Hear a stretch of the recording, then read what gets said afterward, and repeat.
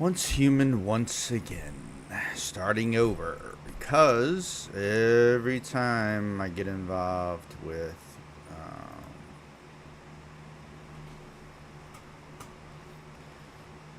groups, when I join hives, when I become engaged in the community, I tend to forget things for my character and start building for other people. And I don't mind again helping people in the game. I don't. I do it all the time, as you can see. I mean, all my streams show me helping people continually, all the time. But I also lose myself then in these groups, right? I don't play the same. I don't focus the same. I don't engage the same. And I can also sense tension within these groups, right? Like, I don't. I'm not the brunt of jokes because I don't do anything that is literally something you should be making fun of, right? But I mean, I don't mind jokes, as long as they're in line with certain things. But it just seemed as though it was getting a little bit too much. It was getting a little bit too much for me, and I can't, you know, be involved in that. I just I don't like the fact that people have an opinion of me already based off of me through the internet. Like that's not who I am anyway. I'm not one. You wouldn't. I wouldn't allow you to think something about me that wasn't true in real life. Like you just wouldn't do it. You wouldn't say it. You might think you can say. Again, you might think you can say it. You might, in your head, you might say I would say that. But trust me, you wouldn't say that because the consequences to you saying that would be far more severe than you just shutting up and just walking away and calling it a day. But I have an abrasive personality, and when I mix that with people who are not abrasive, who are genuinely nice people, like with their own type of people, right? They're not bad people, none of them. It's just that I have this personality that's very abrasive. Like if I hear somebody counter or just blatantly go against something that I say just because they want to be different, they just want to be, they want to do that, then I don't tend to care for people like that, in all honesty. I don't. So I'm just gonna. That's why I'm restarting. I need to focus on my character in the game as opposed to everybody else's character in the game, and I just started to lose myself again and become somebody that I'm really not. I'm not socially awkward at all, but I'm not social either. I socialize with people who are like me, and when I meet people who aren't, and you can sense differences, be it political, environmental, even social. And when you sense that, you don't gel. You might gel for a little bit of time, so like I could work with people who are different from me, but I'm only working with them. Right? So for 8 hours, I just, I go and do my thing. But when you have to sit there and actually engage for a long time trying to share the same concept and ideas, and then it was like I have 4 characters and I'm not new to this and all that stuff. I have 10 characters and I've been playing since beta 1. I know that I know what I'm talking about. I understand that you may know it too, some of the things that I know, and I appreciate that, but you don't know it as well as I do. You don't know the areas as well as I do because I've been in them continually, so I know where this stuff is. You don't know the mechanics even better than I do, right? And I try to like downplay my knowledge so that I'm not making people like, oh my god, he thinks he knows everything. It's not. I only talk about what I know, so it's not I know every fucking thing. I just talk about what I know. When I don't know something, I clearly ask questions. That's on stream. And when somebody answers or knows something that I don't, I'm good with that. My problem really comes from, again, my differences are environmental, right? Where I come from, we talk and act differently. We speak differently. We engage differently, right? So like my accent was already something that became talkable, and the fact that I know that I'm talked about when I leave, right? And it may not be negative in per se, but I don't even want to be talked about when I leave. When I leave the game, there ain't no reason to bring me up into a conversation, especially to talk about either that I get excited about the game, or whatever it is. You should be excited about the game if you're playing it. I mean, that's just if your personality is just blah the whole entire time that you're playing a game, why are you even playing a game? If you have no excitement for the game and you have no desire to better yourself in the game and things like that, then I mean, I don't. Everyone does, but I just saw that I knew more, and it's very hard for me then at that point, because if anybody tries to counter me telling them something because they think, they know better, it bothers me, because I've already been involved in that. So it's not that I'm speaking from no knowledge of it. I already have it. So why are we even having this conversation? I'm trying to help you by telling you, and you're telling me, nah, I'll just do it this way. Okay, well, do it that way then. But that's how I feel. Like, okay, just do it that way. In a group, you have to not be that way, right? You can't be that way. You can't be a dickhead and say shit like that to people. And it's hard for me not to be honest then, to be who I really am, because I'm a very open and honest person. I'll tell you if I don't fucking like you. I'll tell you if you're talking too much. I'll tell you if you're ugly. I'll tell you if you're fat or skinny. It doesn't matter to me. If you ask me a question, I'm going to be honest to you, because you do a disservice when you don't speak truth to people, right? You're not helping them grow or doing anything when you lie to them and tell them, oh, it's okay, no big deal. It is a big deal. Some things are a big deal, and I'm not talking about weight or none of that shit. I was just using it as an example. So start again, right? Start again, because I need to focus. That's why I don't join hives and I don't join war bands, because it's hard for me to engage with people who are different from me, who aren't the same as not so much the same as me, but who I know are too forgiving of faults and traits, I guess. I mean, too forgiving of things that are things that you shouldn't really be like, nah, it's fine. It's because some things aren't fine. Sometimes things are messed up. There is such a thing as being too nice, and I have to pretend to be too nice sometimes, right?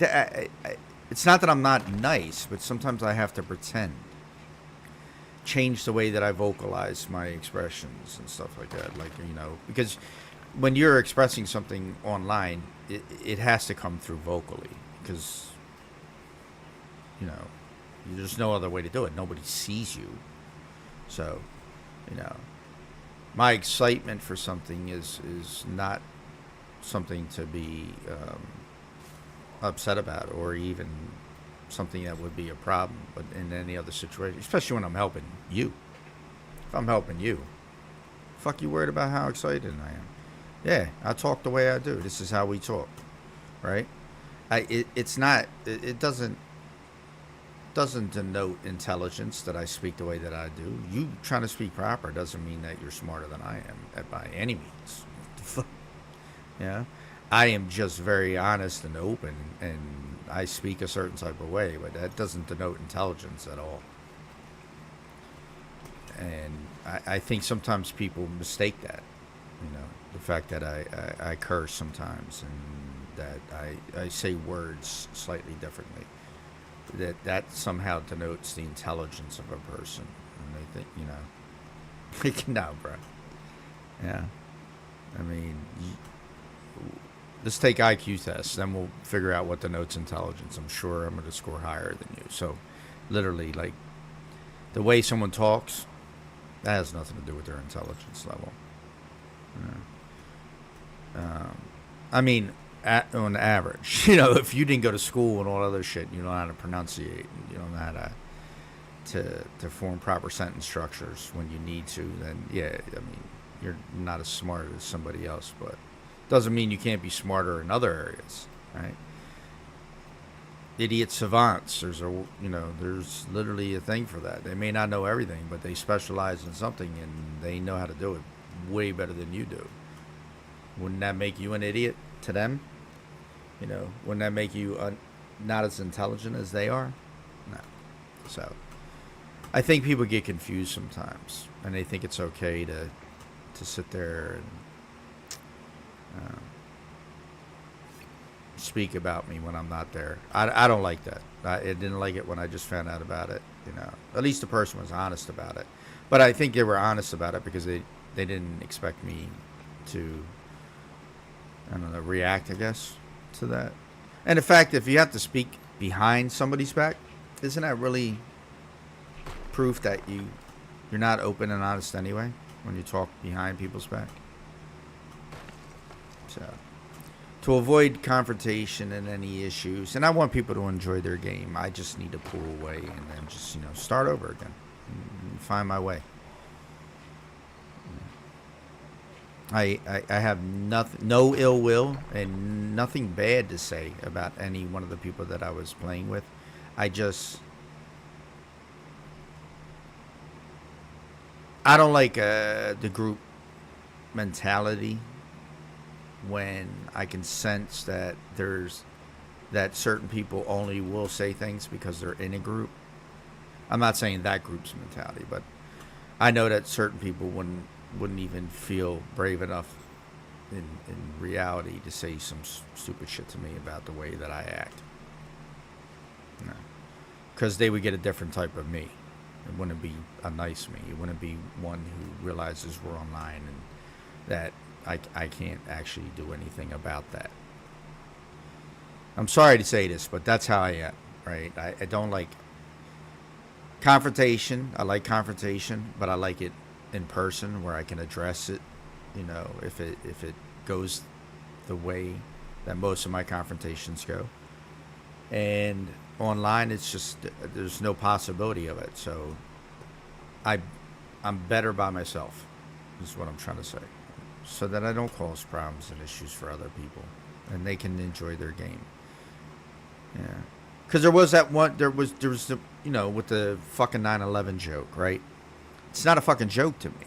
And I don't care who it is that tries to make it a joke. 9/11's not a joke.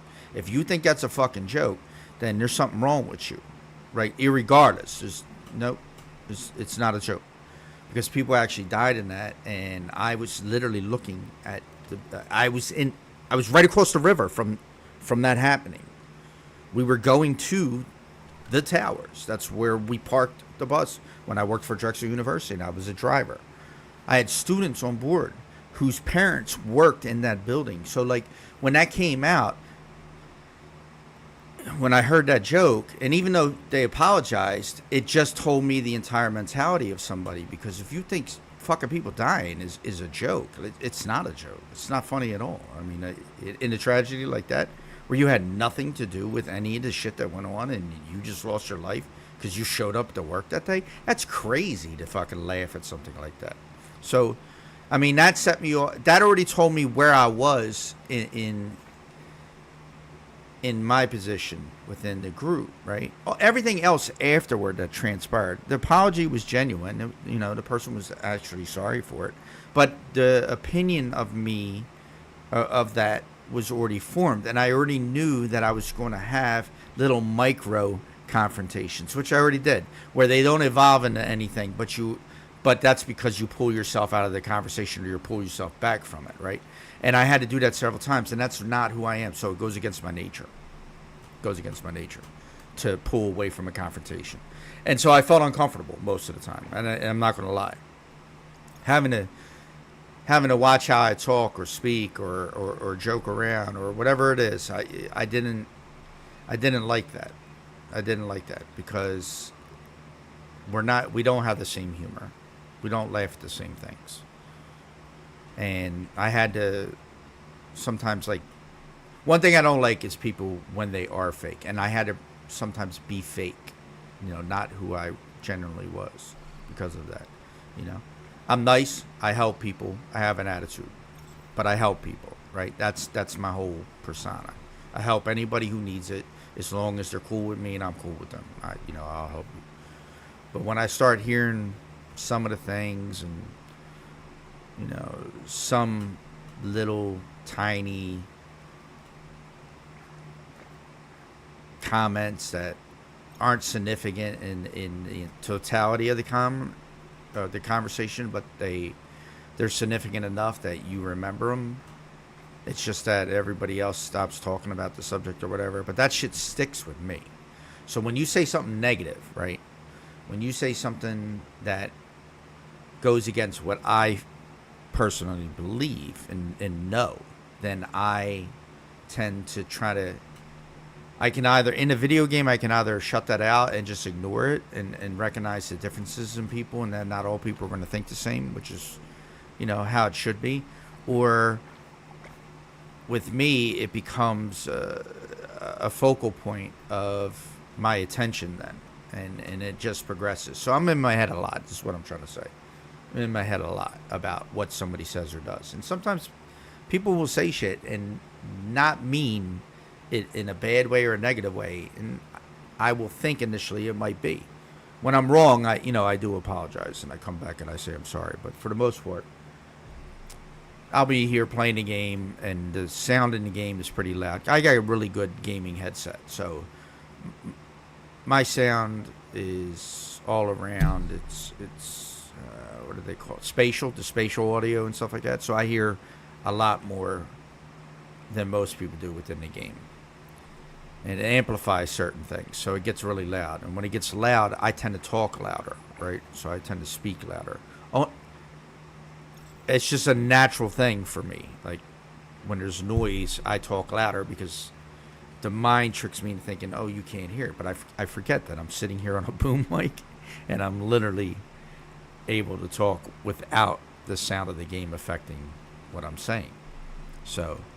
But that was mentioned about, that I sometimes talk loud and, had to be turned down. And I'm like, all right, well, now I'm in a situation where, this is being talked about. There's a negative connotation to it.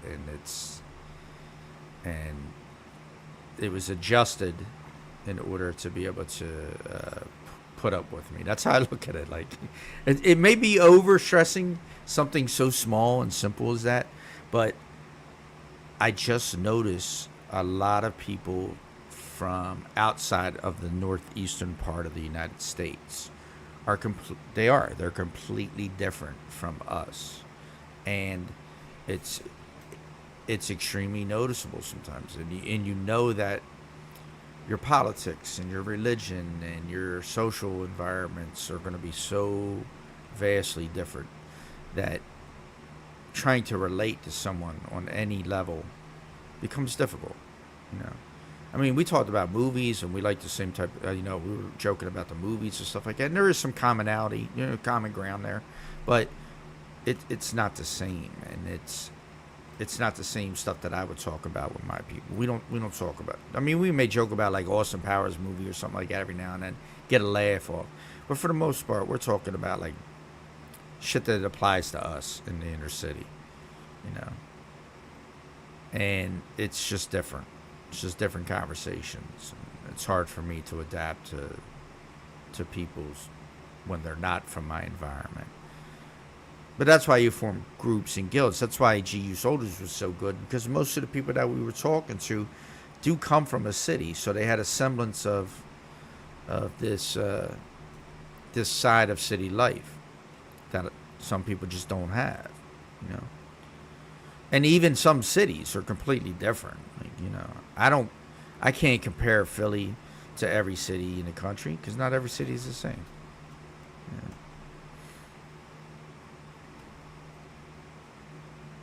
I just know, like in my area, and again, I served in the military. I was all over the world. I've experienced different cultures and loved it. But your experience for those things are limited, right? They can last for a little bit, but you never truly embrace it. Most people, you hear people go, oh, "I'd love to go on a cruise, but I don't want to go on too long of a cruise," right? Because getting that experience is fine, but then being in that experience all the time may not be something that you enjoy, you know.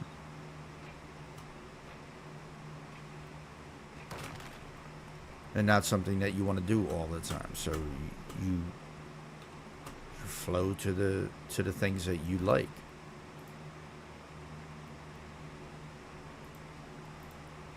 Anyway, sorry, it's a lot of ranting, but I was thinking about this yesterday of whether or not I should still engage or should I start a new character, and that's why in the title says a new character or a new beginning, new start, whatever the fuck it says.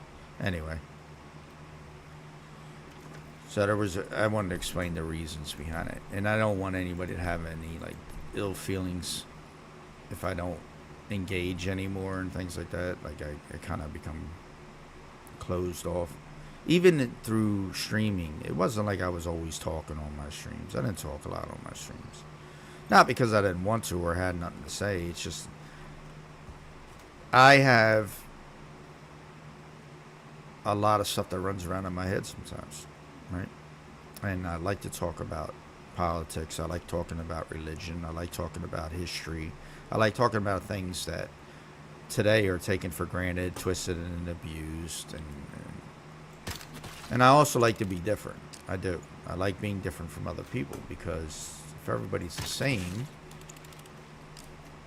there'll be no independent thought.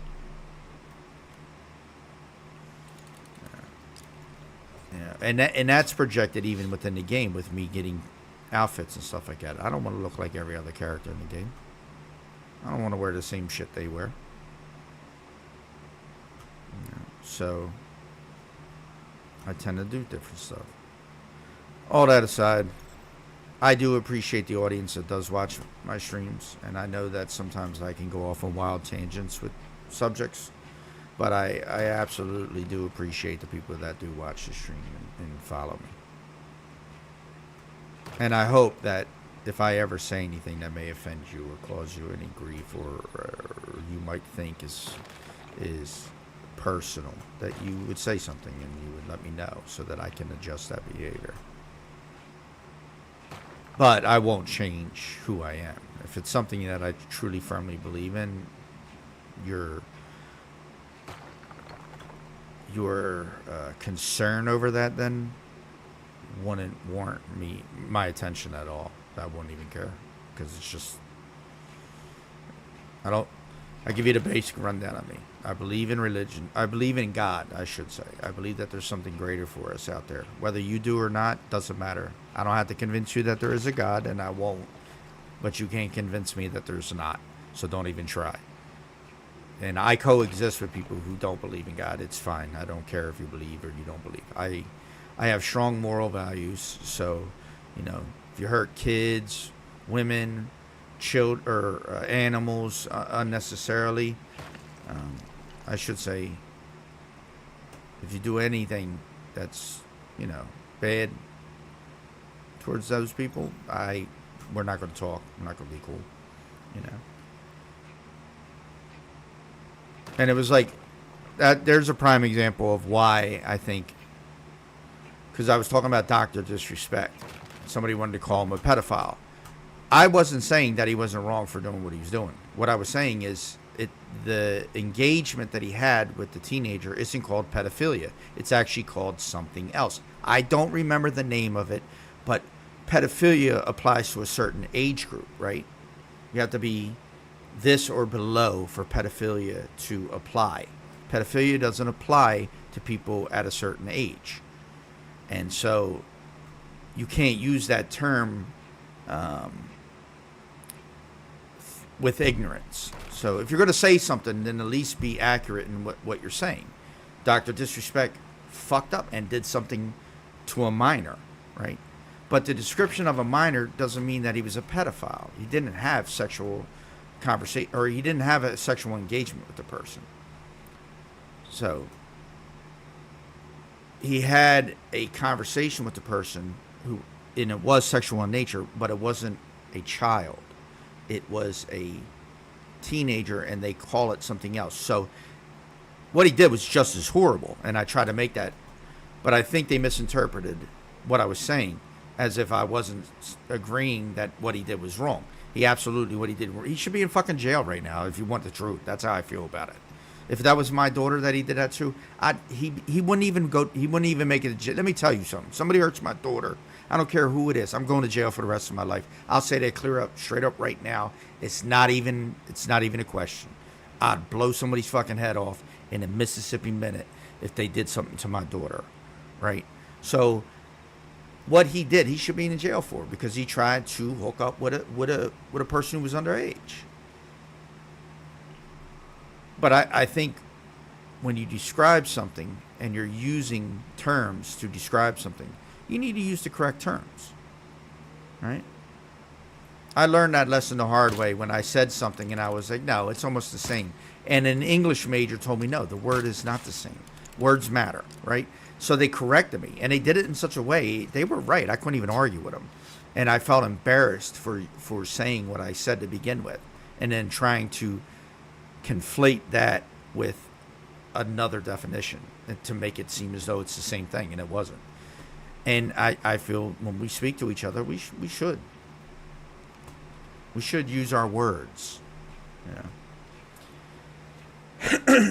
even still, again, eventually we got to a point, but I don't think they understood what I was saying. I really don't. I don't truly think they understood the concept of it. These are the people that become so ignorant to a fact, right? That, and then within the same group mentality, that you tend to just focus on that one scenario, and you're not willing to adopt, either the correct language to use, or, to put it in the context in which it needed to be put, which was, yes, it was wrong. Yes, he deserves to go to jail. Yes, if it was my daughter, he would have been in the grave, not had to worry about jail. But you can't call it what you did, because that's not the same concept. It's not the definition of what he did. Put it that way, right? And that's the problem, This man, if he comes back to YouTube, I'm canceling my subscription to YouTube. If Dr. Disrespect gets his shit back on YouTube and he gets affiliated with YouTube again, I will absolutely 100% cancel my subscription to it. Because if YouTube is going to support people who take advantage of children, who try to have a sexual engagement, even through conversation, with a child or a teenager, then I don't want anything to do with that platform, right? I'll stop streaming on it. We won't have to worry about shit, right? I'll just stream on another platform, and we'll try and build that platform up, or do something with that platform, whatever it is. But I'm not going to support individual people who do these types of things, and then they get away with it, and they think it's okay. It's just not fair. It's not fair to society to have these people in their society who do this. You can't just say, oh, I made a mistake and that was it, because that is not, you didn't make a mistake. You did what you did. And in fact, I believe in the sanctity of marriage too, right? I believe that marriage is a lifelong commitment. I believe that marriage should be a lifelong commitment. I believe that marriage, when you marry somebody, that no matter what is said to you, no matter how attractive you find somebody else, no matter what they say to you, you should always stay faithful and loyal to the person that you're with. And I'm like that in every relationship I've ever had. I have never cheated on anybody I've been with. So I haven't even engaged in conversations like that. And when conversations turn that way, I pull away from those conversations because that's just a little bit too much. You know what I mean? When you're not with somebody, yeah, them conversations are fine. I'll talk all the shit in the world I want at that point. But when you're married, now this is not addressing the age issue. This is just addressing the fact that he had a wife and a child. Yeah. But again, the first mistake that he made was talking to somebody underage. The second mistake he made was sitting there talking to somebody when he had a wife and a kid. Like, and then to come back and think that, well, it is. The truth is that the internet is so shallow and fucking and forgetful that somebody like that could take a month off, come back, and then you go to his freaking stream when he came back, talking all this shit. Go to his stream to see it. There's all these people welcoming him back with open arms, even though he admitted that the conversations that he had with the underage person were inappropriate. How are you embracing this man back? How are you thinking that is okay?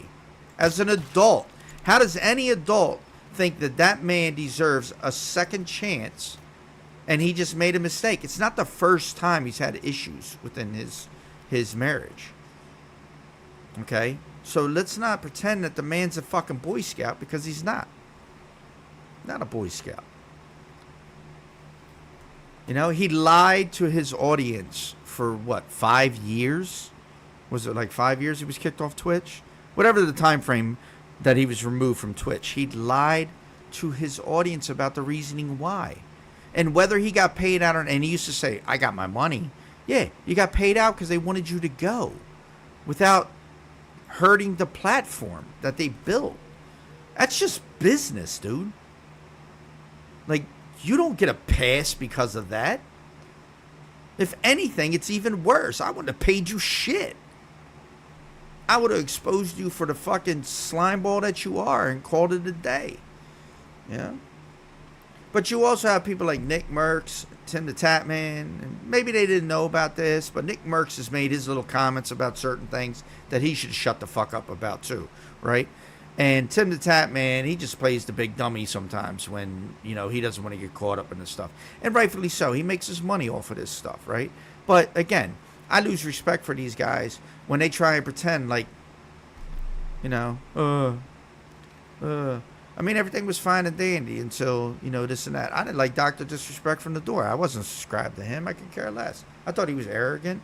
I thought he was ignorant. I thought he was sitting there running around. Yeah, he was playing a character most of the time, but he had these quirks about him that I didn't like. So I did, you know, not every YouTuber appealed. If I appealed to everybody, I'd have way more views than I do. Right? People don't like it, so they don't have to watch it. People, you know. But if you do something slimy like he did, man, come on. You're not getting away from that shit. What's up, Sharon? Yeah, nah, I'm doing good, man. I'm sorry about that. Yeah, I'm sorry, guys. If you hear me going nuts, man, don't pay me no mind, all right? It's just me doing my normal fucking rants that I do in my videos. But I appreciate you all. I love you all, man. And everybody have a safe day, too, right? So we're talking about Jacob, Fluffy, and sharing a life. I appreciate you guys watching the stream and all that other stuff. I know there's more people that watch it, but there's not more people that comment, so I can't really speak on that. I do appreciate everybody watching, though. Anyway, so, again, I started a new character because I have personality conflicts, and I could see there was nothing really bad that happened. Really, there wasn't. There was nothing that had... These people were not bad people, per se. They weren't... It's just we didn't have the same type of personality. And I could see me commenting on something at a certain point that would be very abrasive, right? Like, very abrasive. And the group may not appreciate that. So... And they do. They have like-minded personalities and stuff like that. I don't think the same. You know, I don't... Again, I'm from the fucking city, so we talk just different.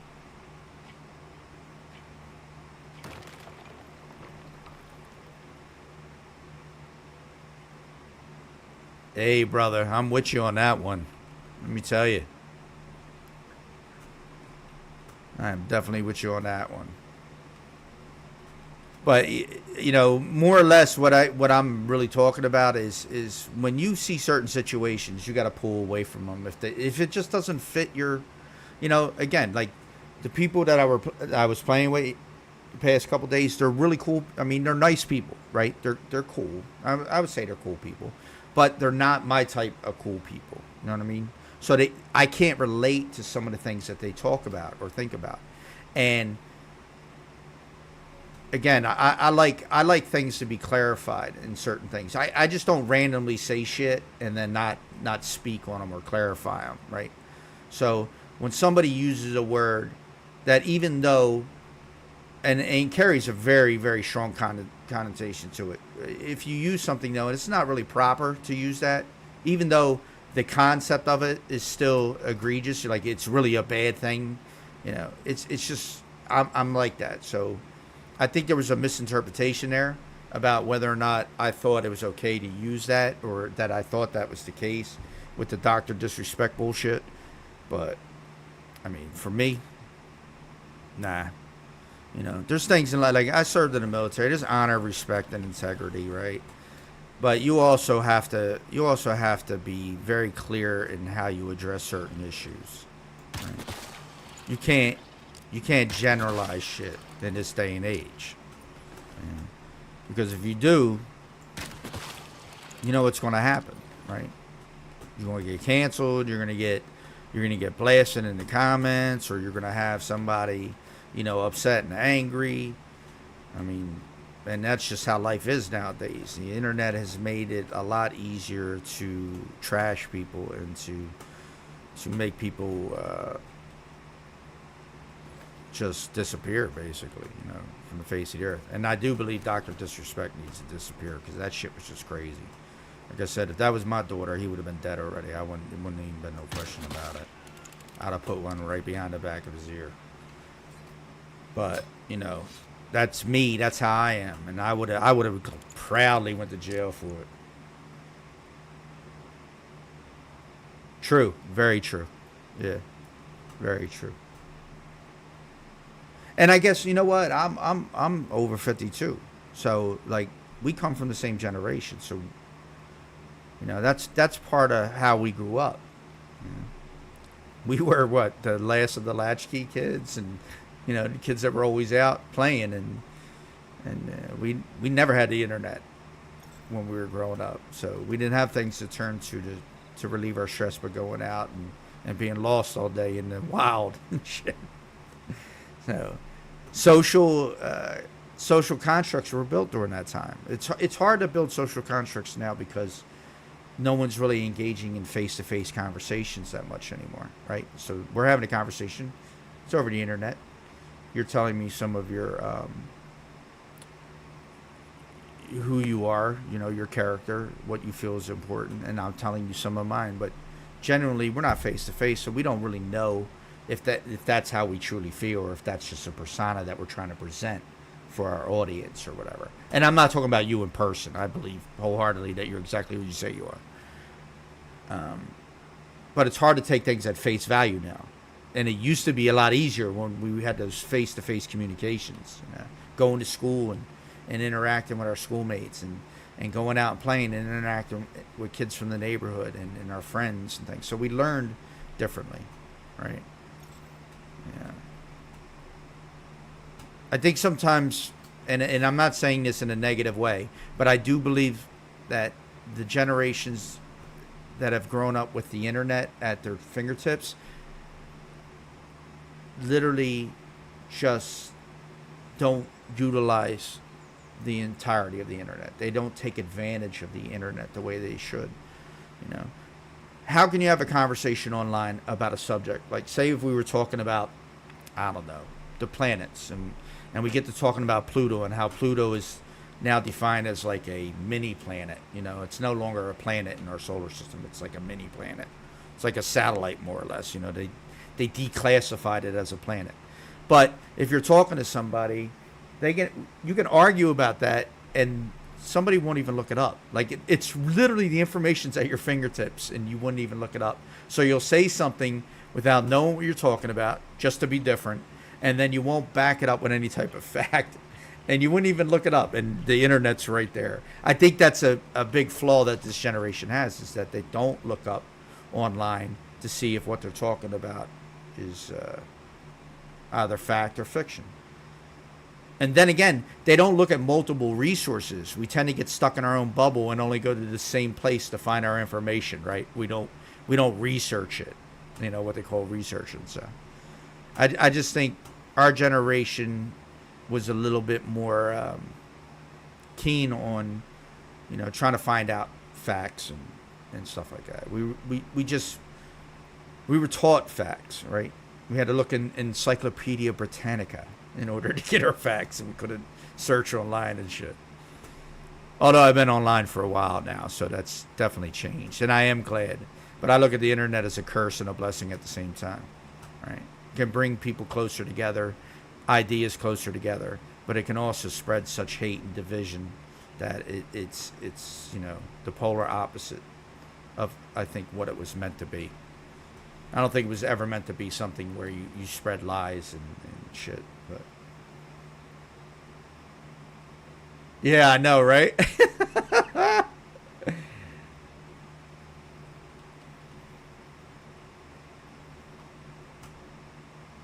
Yeah, exactly.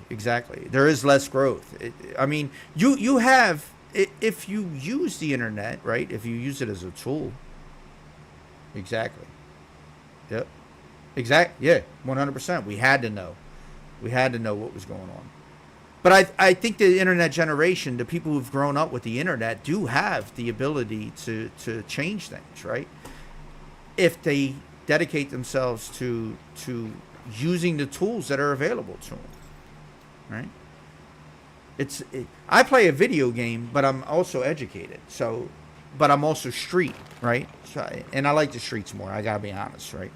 I don't mind engaging in intelligent conversation every now and then, but most of the time, I just want to lay back and be stupid. I'm not even gonna lie. I just want to lay back and be stupid. Talk to my friends about dumb shit.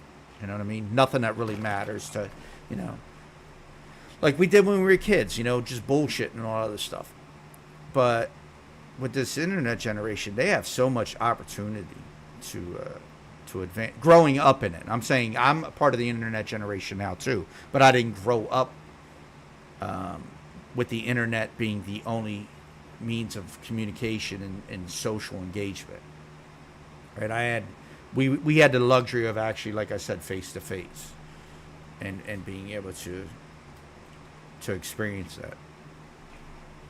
Anyway, when I was this whole again, I'm going way off the topic, but it just shows that I get engaged in conversation, and I like to engage in conversation, but I like to engage in conversation on my terms. So it's kind of hard and that's sad. That's part of the reason why I don't have such a huge following on the streaming, when I've been streaming for 5 years. Most of my engagement came from one video that I put on Once Human, and then I got a lot of followers because of it, but I still don't have a lot of followers. But I like engagements that are on my term, and I really like face-to-face engagements more than anything else. I'm very awkward in the online shit. Yeah, well, I got some stories for you then, brother. But yeah, gaming is, I enjoy gaming, and I don't see anything wrong with gaming. I know that there's people out there that think gaming is this and gaming is that, and it ruins relationships and all this other stuff. And it does have the possibility to do that, absolutely. If your engagement into gaming takes away from your engagement with your family and your life, of course people are going to be resentful of that. If you're online and you're talking to people and laughing, the people that are physically in your life hear you laughing and joking, and may not hear you laughing and joking like that all the time, and wonder why you can do it online but you can't do it around them. That's the pitfall of gaming, right? That's the danger of gaming when you're in a relationship, is a person doesn't feel as though the attention that you give others is the same attention that you're giving them. And so jealousy, envy, that all comes into play then at that point. You can ruin a relationship. But if you have a strong relationship and your partner trusts you and you love each other and stuff like that, then you can work through any of those issues. Like, shouldn't be too hard. You may catch a little flack every now and then because you're like, we got to go, or your wife may say, we got to go, and you're like, nah, hold on, I just got to get to a safe zone, right? I got to get to a safe spot, and then you log out, so you can log out. That shit is crazy, right? Because then your wife's looking at you like, really, like that's what you had to do instead of like getting in the car so we can get over here to this reception or this wedding that we promised we'd go to. And I do see people do that, but when gaming becomes your life, when it becomes the only focal point that you have for existing on a day-to-day basis, and you're in a relationship, that's when shit gets crazy.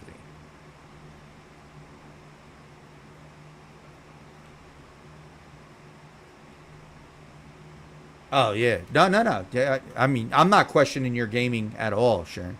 Nor your relationship.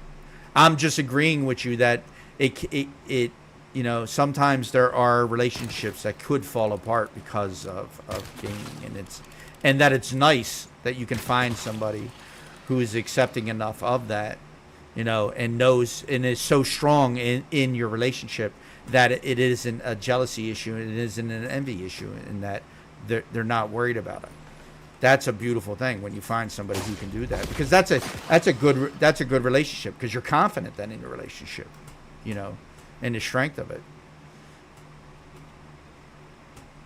It's definitely something that is worth, I mean, somebody like that, that's somebody that you want to be in a relationship with, somebody who's willing to accept they're supposed to do that anyway. I mean, let's be honest. I'm trying to be a little civil about this, but you get in a relationship with somebody, they're supposed to be accepting of all your faults anyway, right? Especially if you marry them. They shouldn't question that, to be honest with you. Nobody should question the fact that, they shouldn't be shocked that you're a certain type of person. They married you. They knew what they were getting into. And I think that's the problem with a lot of marriages, though. A lot of marriages nowadays, and why we have such a failure rate in marriages in America, is because people don't really take the time to get to know the person that they are. Get married too quickly, or they don't engage enough in that person's life to realize that that person has faults that they might not like. You might not see them as faults, but they might, and so relationships fall apart. But we're all on our best behavior in the beginning of a relationship, so we do kind of trick each other in relationships. Nobody is farting in the bed when you first start dating. Right? That comes passing gas in the bed when you first start dating. That comes years later, and the comfortability issue between the two of you is so easy going that you could do that and get away with it. Right? I use that as an example because I think it's a funny example.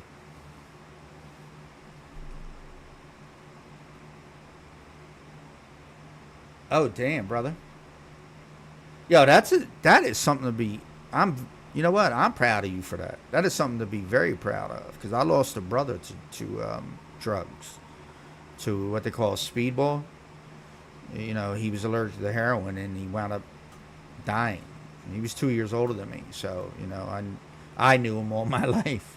Yeah, and he died when I was 24 years old. So, yeah, that's an accomplishment. What I'm saying is what you did and what your wife has done is absolutely worthy of praise. You know what I mean? So many props to you for that.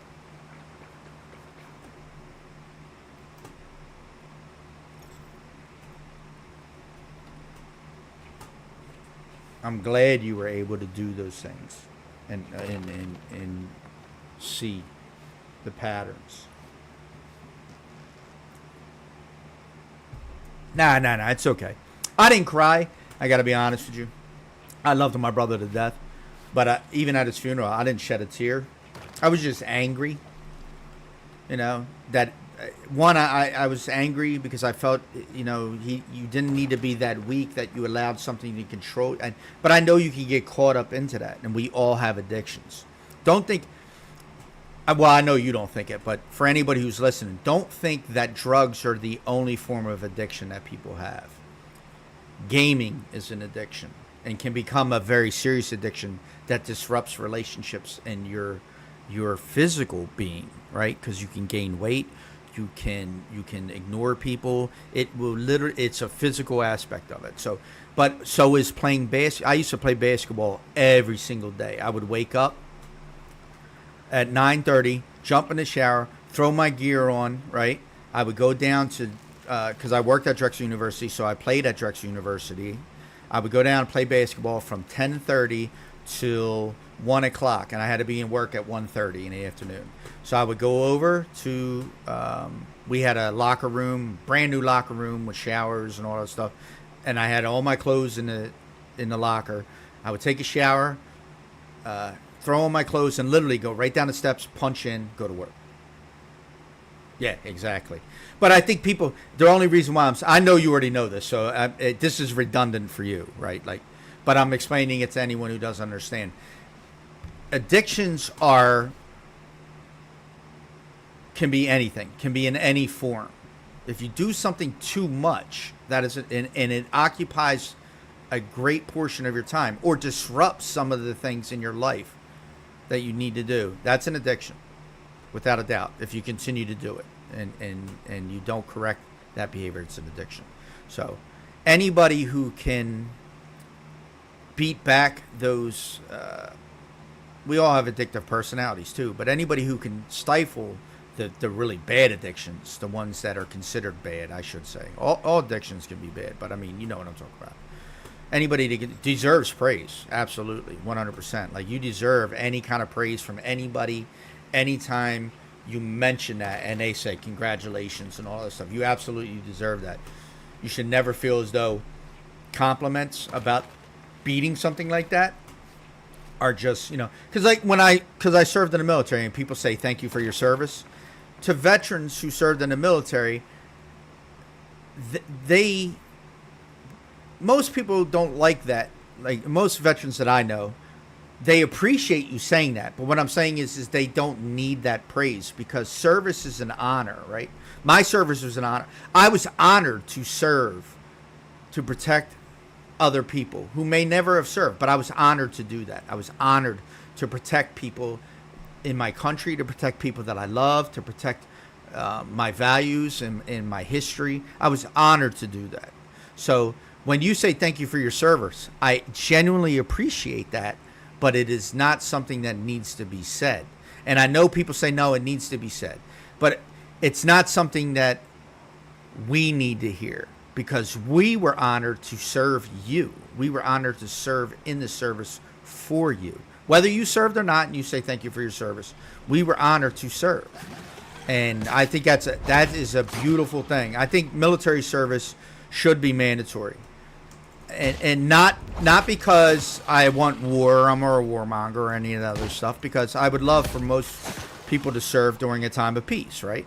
But the discipline, the honor, the integrity, and the respect that you gain while you're in the military is something that I don't think any other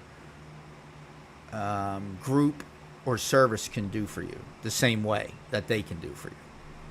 There is a difference between those who served and those who have not served, in the way that they view things, the way that they look at things, and the way that they show their respect to certain things.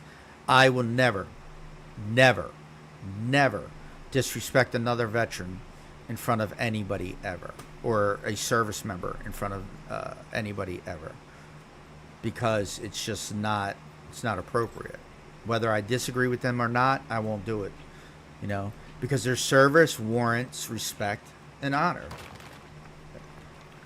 Yeah. They were willing, whether they served during peace or not, they were willing to do the job, and at any moment were willing to go to war and sacrifice their life for what the United States of America believes in. Even if you don't believe in it, our values are not bad values. We just twist and warp shit. America is not a bad experiment. It's an experiment in the possibilities, right? We're still doing it. That's why I don't like when people say, well, we shouldn't change things in our environment. We should change things. That's what America's all about. It is all about change. That's why we can amend our Constitution, right? That's why we can make amendments to change shit, to literally keep experimenting with this thing we call the United States. And I think it's a beautiful thing. I mean, the United States has lost a lot of its influence in the world. It has lost a lot of respect in the world. And we know we may disagree on the politics of an individual, but it's definitely politics of people that influence the environment that we live in, right? And I'm not going to get into politics or personal, Democrat or Republican, any of that bullshit. But we have lost our place in the world as a leader. Now we're competing with China. We're competing with other countries that are coming up that have great economies or that are trying to build their militaries and all this other stuff. And we have these challenges now that we have to face. But we're America, right? For 400 years we've been doing this. We've been experimenting. So, we can change. Doesn't mean that we have to stay stagnant. Doesn't mean that we have to be closed-minded to other opportunities that present themselves. We just got to have a balance of our values and our morals. We can't allow our values and morals that we truly believe in as an individual, right? So this is as an individual, not as a country. Because we associate values and morals to this country that have nothing to do with this country, right? This country was not founded on religion. It was not founded on Christianity. It was not founded on any type of religion, right? So we have to get away from that type of this is this type of country and this is this type of country. No, it's not. We weren't founded on that, so that's not even an argument. Like I said, I believe in God. I firmly believe in God, but that doesn't mean I believe in something greater than what we are, right? Your definition of God may be different from mine, but it doesn't make it any less important to our values or to you. So I don't mock other people or their religions or try to put people down or convince people that the religion that I choose to follow is correct for them. I'd never preach what I am and what I believe in to other people because they're allowed to believe in whatever they want to. And it's not me that has to live with that. It's them. So you just leave them alone. You don't try to force shit on them. But I think we tend to lose sight of what made this country great to begin with. Right? The ability to change, the ability to look forward to something different than what we were used to, than the established pro quo. We have that now. We do have an establishment and stuff like that, but it's an establishment that can change by the will of the people, for the people. And we may get disenfranchised with our country and say, they don't care about us and nothing will ever change and all of this stuff. But as an individual, maybe not. But as a collective, absolutely. That's why voting is very important, right? If you want to change the country in the direction that you feel, and it doesn't matter, our political disagreements aren't that great of a difference, and they're not. They're really not that great of a difference that we can't work through a bad president. We've done that. We've had bad presidents in our life, and we've worked through them. We've gotten through it.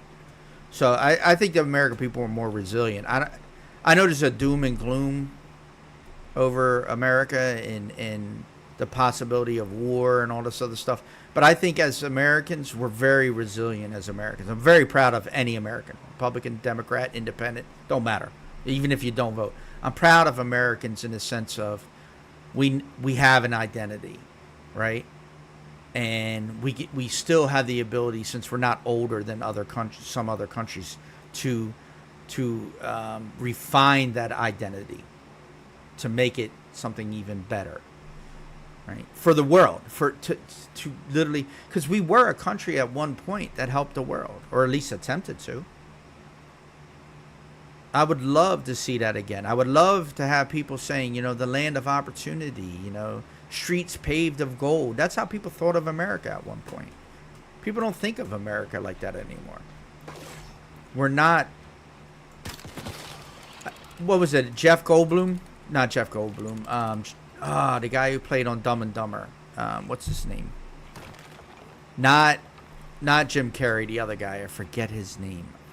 And I'm not sure if it was him, but I think he had a part where he talked about how America is only number one in two things. That's what do you say? That's military spending and prisoners, basically.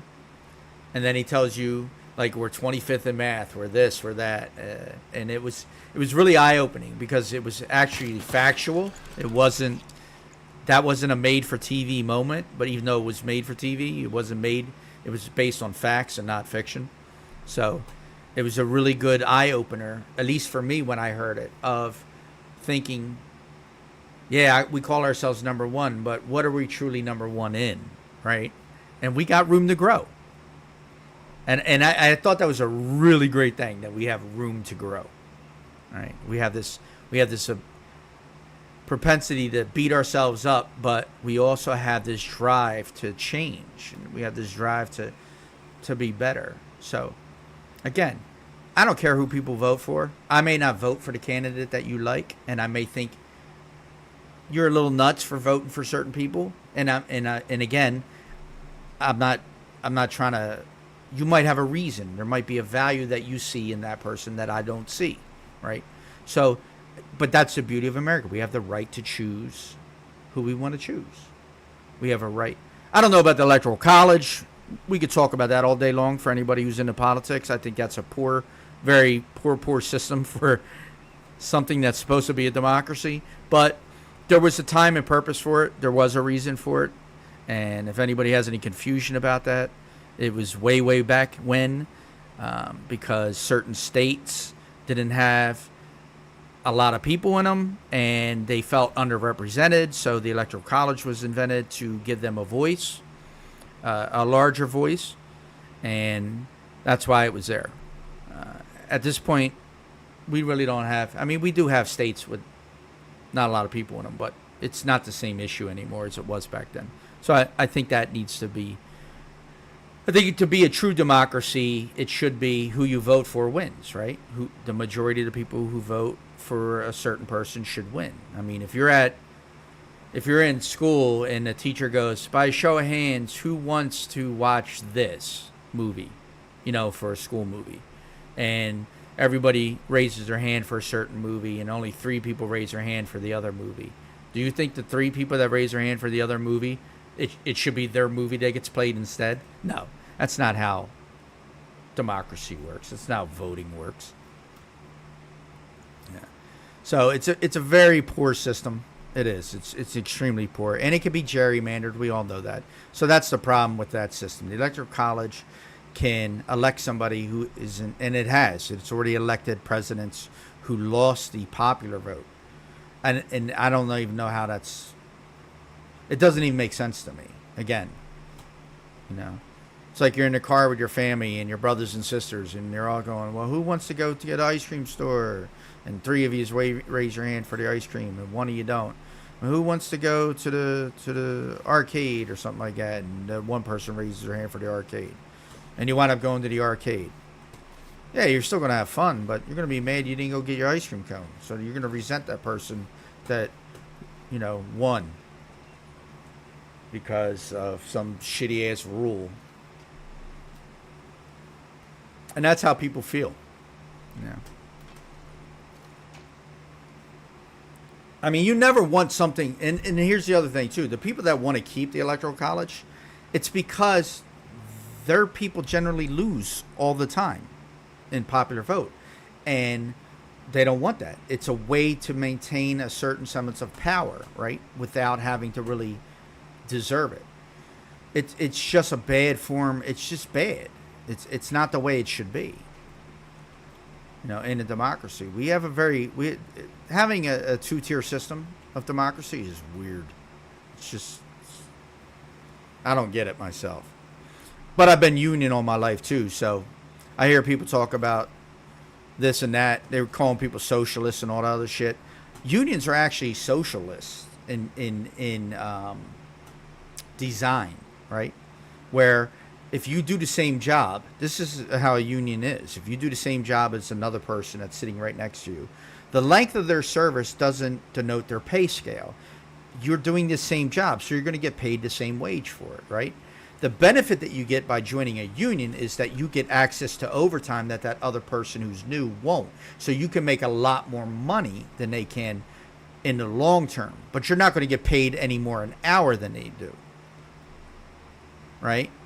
So if you only work 40 hours, they only work 40 hours, you get the same pay. But if overtime comes up and it's like, then all of a sudden you could take overtime, you wind up making more money than them, right? So the incentive in a union is to stay in the union because you build seniority.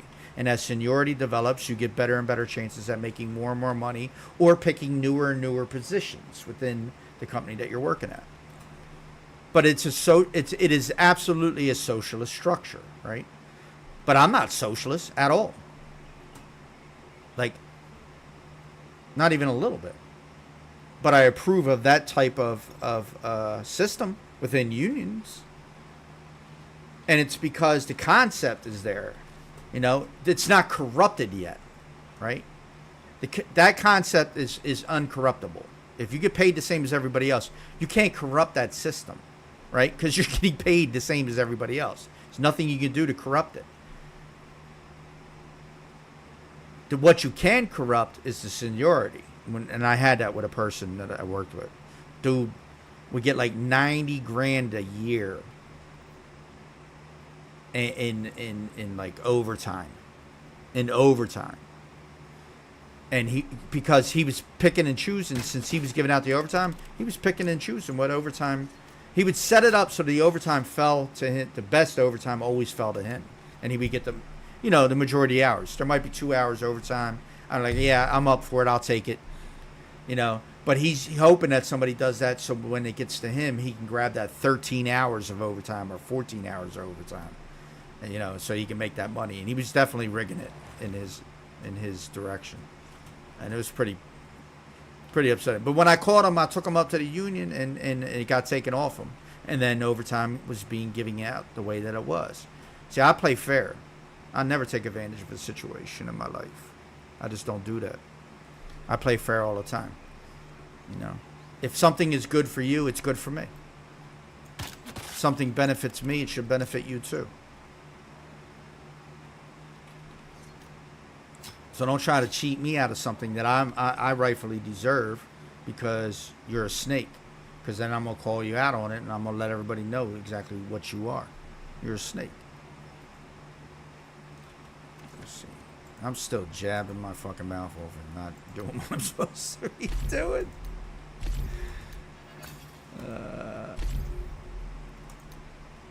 Anyway, I have a very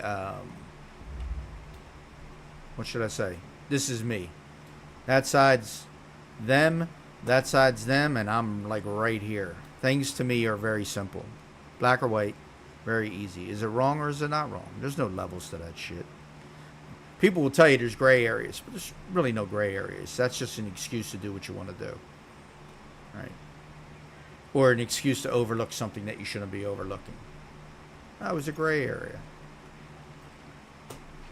I mean, it's gray areas in conversation, right? Like, I'm honest. You ask me something, I'll tell you exactly. I'll tell you the truth, like, without a doubt, 100%. If you ask me a specific question, I'll tell you a specific answer.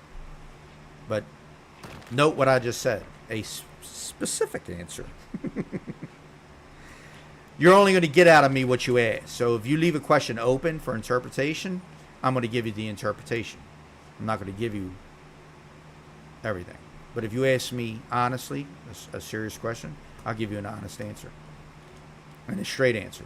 One based on truth and not, innuendo or, omitting something. Yeah, I'll tell you exactly what you want to know. So that's how I am with everybody. And maybe that's why I had this issue with the abrasive nature of myself. Because I am so open and honest that if you say something that I don't like, I speak on it, and then you may not like the way I speak on it because of how I talk, right? And I get that a lot. I'm constantly getting people misinterpreting what I'm trying to say because of the way I say it, right? But around my people, they all know. They all know. Like, so I'm used to dealing with people face to face again. So around the people that I deal with, we just talk, and people know, your personality. They know who you are. Online, it's a lot harder to convey that. So that's why you get these miscommunications all the time, because you can't show emotion through text, right? But that's why I'm emotional when I'm speaking, and why my inflections are different. I think I tend to have inflections in my speech at the wrong time or at the wrong level. So people misinterpret. I know that's what it is. People misinterpret what I'm saying. So if you say something to me and I don't like it, I may go, what the fuck are you talking about? Like, what are you, crazy? I don't really mean you're crazy. I'm not really trying to disrespect you. I'm just trying to figure out what the hell you're talking about. Like, where you're coming from. Tell me why you feel the way that you feel. But if I say that to someone, they're going to be like, they might instantly think, like, who the fuck are you talking to? Right? And then you have that abrasive. Then you have that. Now, all of a sudden, I hear that, and I'm like, oh, who the fuck you think you're talking to? Like, don't let it fool you, this online shit. Like, standing behind your anonymity online, I don't think that you can say whatever you want to, and that's why a lot of people feel brave to say shit, because they have that anonymity online. And so they present this persona of being something that they know in real life they're not. I mean, not like that in real life. I mean, you can hear it in the way that some of these kids talk when they man, dude, you're not really built like that. Like, if you think you can beat everybody in the world, there's something wrong with you. You can't beat everybody in the world, so stop talking like you can. Like, that's not even, let that shit go. But I started to sense that in the conversations that I was having with the group that I was playing with, and especially yesterday, when I found out a couple things during the stream that I was like, what? Like, why are you saying those things to me? Why are you even talking about me when I'm not here? Like, why are you trying to say something about me when I'm not here? Like, if you got an issue with the way I say something, then, let me know. I mean, at least give me an opportunity to correct that. Don't you correct it. Let me give me the opportunity to correct it. Right? See, and, give me the chance to see if I'll even correct it. If I don't want to correct it, if I don't see anything wrong with it, then, we got an issue, and I'll just cut you short. But I saw it. That group is the group that I was playing with yesterday. They're a good group together, right? They tend to work well together, and I can work with the group. It's just that I don't think I'm going to be able to communicate all the time properly with the group, because I like to talk shit sometimes, right? I want to talk the way I want to talk sometimes. So,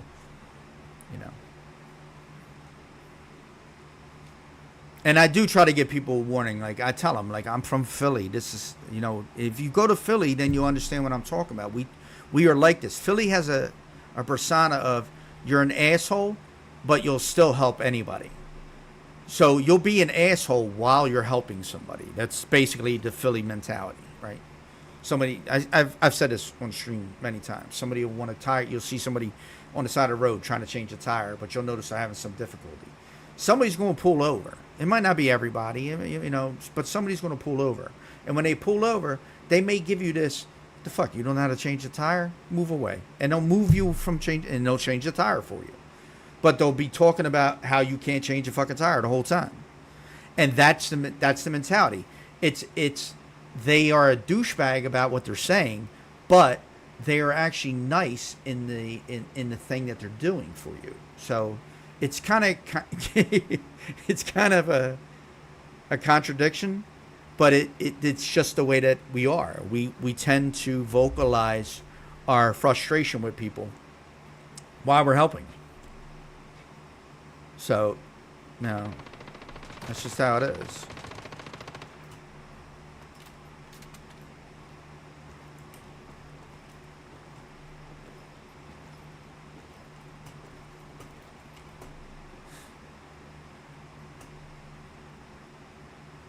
So, anyway, Somebody was just shooting at me and gained one of my attention, apparently. That's fine.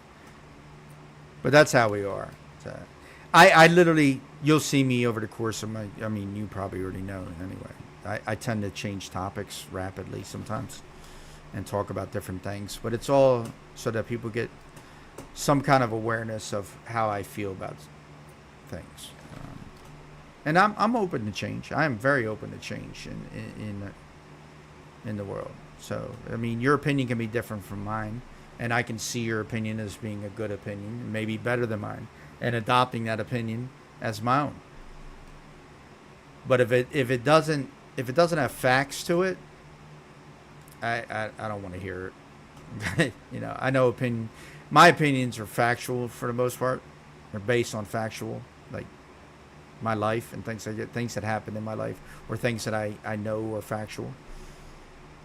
I just don't have like random ass opinions just because.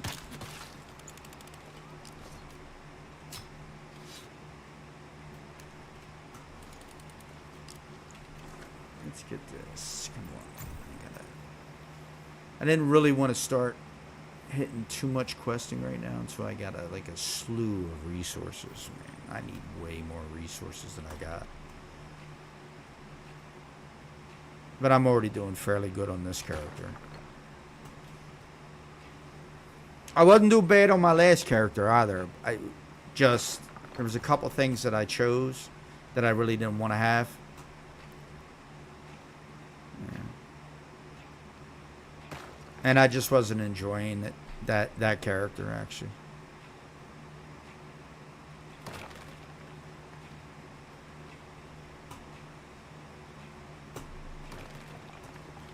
Beaver hasn't respawned. Where's my beaver? Nah, Raj, I'm not. I wound up recreating another character, dude. I'm a mess when it comes to characters. I literally now have, I don't know, 12 characters. You know, almost all of them over level 30. 4 of them level 50. 2 of them level 40, like 8 and 49. You know, but they're all at end game for the most part. And the phases are I think the phases are what are holding me back. I'm having an issue with the phases. And not because I don't like the game at all. And not because I'm a fan or not a fan of the phases. But because sometimes I out-level the phase. And then I'm stuck. And it gets boring. And so I'm like, well, I'll just create a new character then at that point. I should have been on season 2, I don't know, a long time ago. Like my level 50 characters are all should have already been in season 2. I just never went to season 2. I'm also leery about jumping into season 2 only because they're still making changes to how the seasons work. And I don't want to jump into something and then have it completely changed around on me while I'm in there. This season is staying the same. It's stagnant, right? It's not stagnant, but it's the same. It's there's nothing changed about it for the most part. I mean, they're changing little tiny things, but nothing significantly. They still don't even know how the seasons are going to really operate. There's nothing set in stone in this game yet, and that's part of the problem with it. We need to have some consistency within the game. But what happens is the devs do listen to. I'm very happy about the devs. I'm very appreciative to you guys if you ever watch my stream, because they actually listen to their player base, which is great. But if you're constantly listening to your player base, the player base is all over the place with things that should be implemented and not implemented in the game. And so if the devs keep listening to that, they're going to keep changing things. And it's never going to be set in stone. We're always going to have something changing. It seems like they gave a little bit in this last update that they did, where they're a little bit more consistency with what they want to do. Ultimately, I think these new servers, which is what I'm playing on again, the newbie servers, are going to disappear for the most part. They're going to be gone. At some point, we're all going to be playing the same game. And as a new player, you might find it a little bit difficult because you're not you're not getting this head start on a new server. But they did address that. They said you might find a little bit of difficulty, but at some point, I think there's going to be some uniformity between the servers, and we're just going to be playing the game then, right? That's an issue though right now, and it's something that's up in the air, and I think the devs are just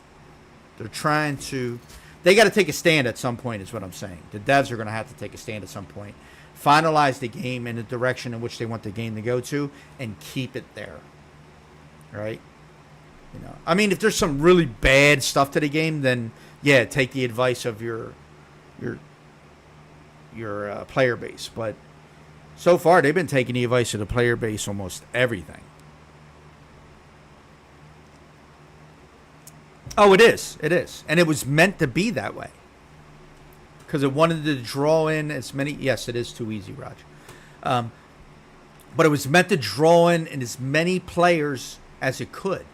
That's why there's aspects. The devs were extremely smart in designing this game. Somebody really took the time to see what genres were appealing to people and then incorporating all those different gaming genres into this game, right? Because they could have done some medieval shit again where you're just, swords and sorcery and just made it a standard MMO and got some players to play in it. But it would, like most MMOs, you're competing against the big guns, and it's very hard to. I mean, there's niche MMOs, but you're never going to dominate the market, right? But they saw an opportunity, so they incorporated ideas too, even quest lines and storylines, and little tiny Easter eggs all over the place, hinting towards other games that people enjoy, right? Well, you know what, Raj? You're not alone in that thinking. Most people are going to go to a hardcore server or to a PvP server, and eventually, after they play this part of the game. Me, I'm just trying to establish my character and get my character to the point where I want it to be before I move it on. And so far, just about every character that I had, even though I might have had the right build and all that stuff, I just am not feeling that character can go into the next season properly and have everything it needs to compete. And so it's a new game, so I keep experimenting with things and trying new things. And maybe that's my downfall, because I do follow things to the end, but sometimes I get bored and I'll pull back to try something different, something I didn't get the last time. Yeah, big brain move, brother. Big brain move. I noticed some delay in the conversation, so if you hear me address your question, it's just because of the delay. But yeah, there's a big brain move going on with the mobile stuff. Not only that, but they are talking about consoles. So if consoles come, I mean, their audience is just going to get huge, massive. They're making money. Without a doubt, these guys are making money. They're making their money.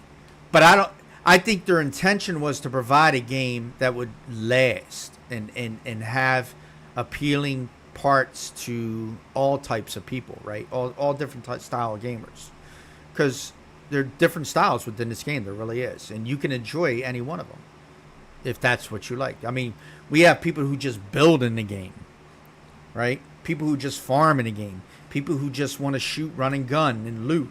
We have people who want to play stealthy. We have people who want to play, like an MMO and build their character perfectly and all those stuff. So there's so many different aspects of this game that appeal to people. And that's why they got this big following right now. The numbers are incredible in the game. But if you notice, just like everybody did in the beta, servers die out. Servers die out. And they tend to start dying out in week 4. And from 4 to 6, player retention is very hard.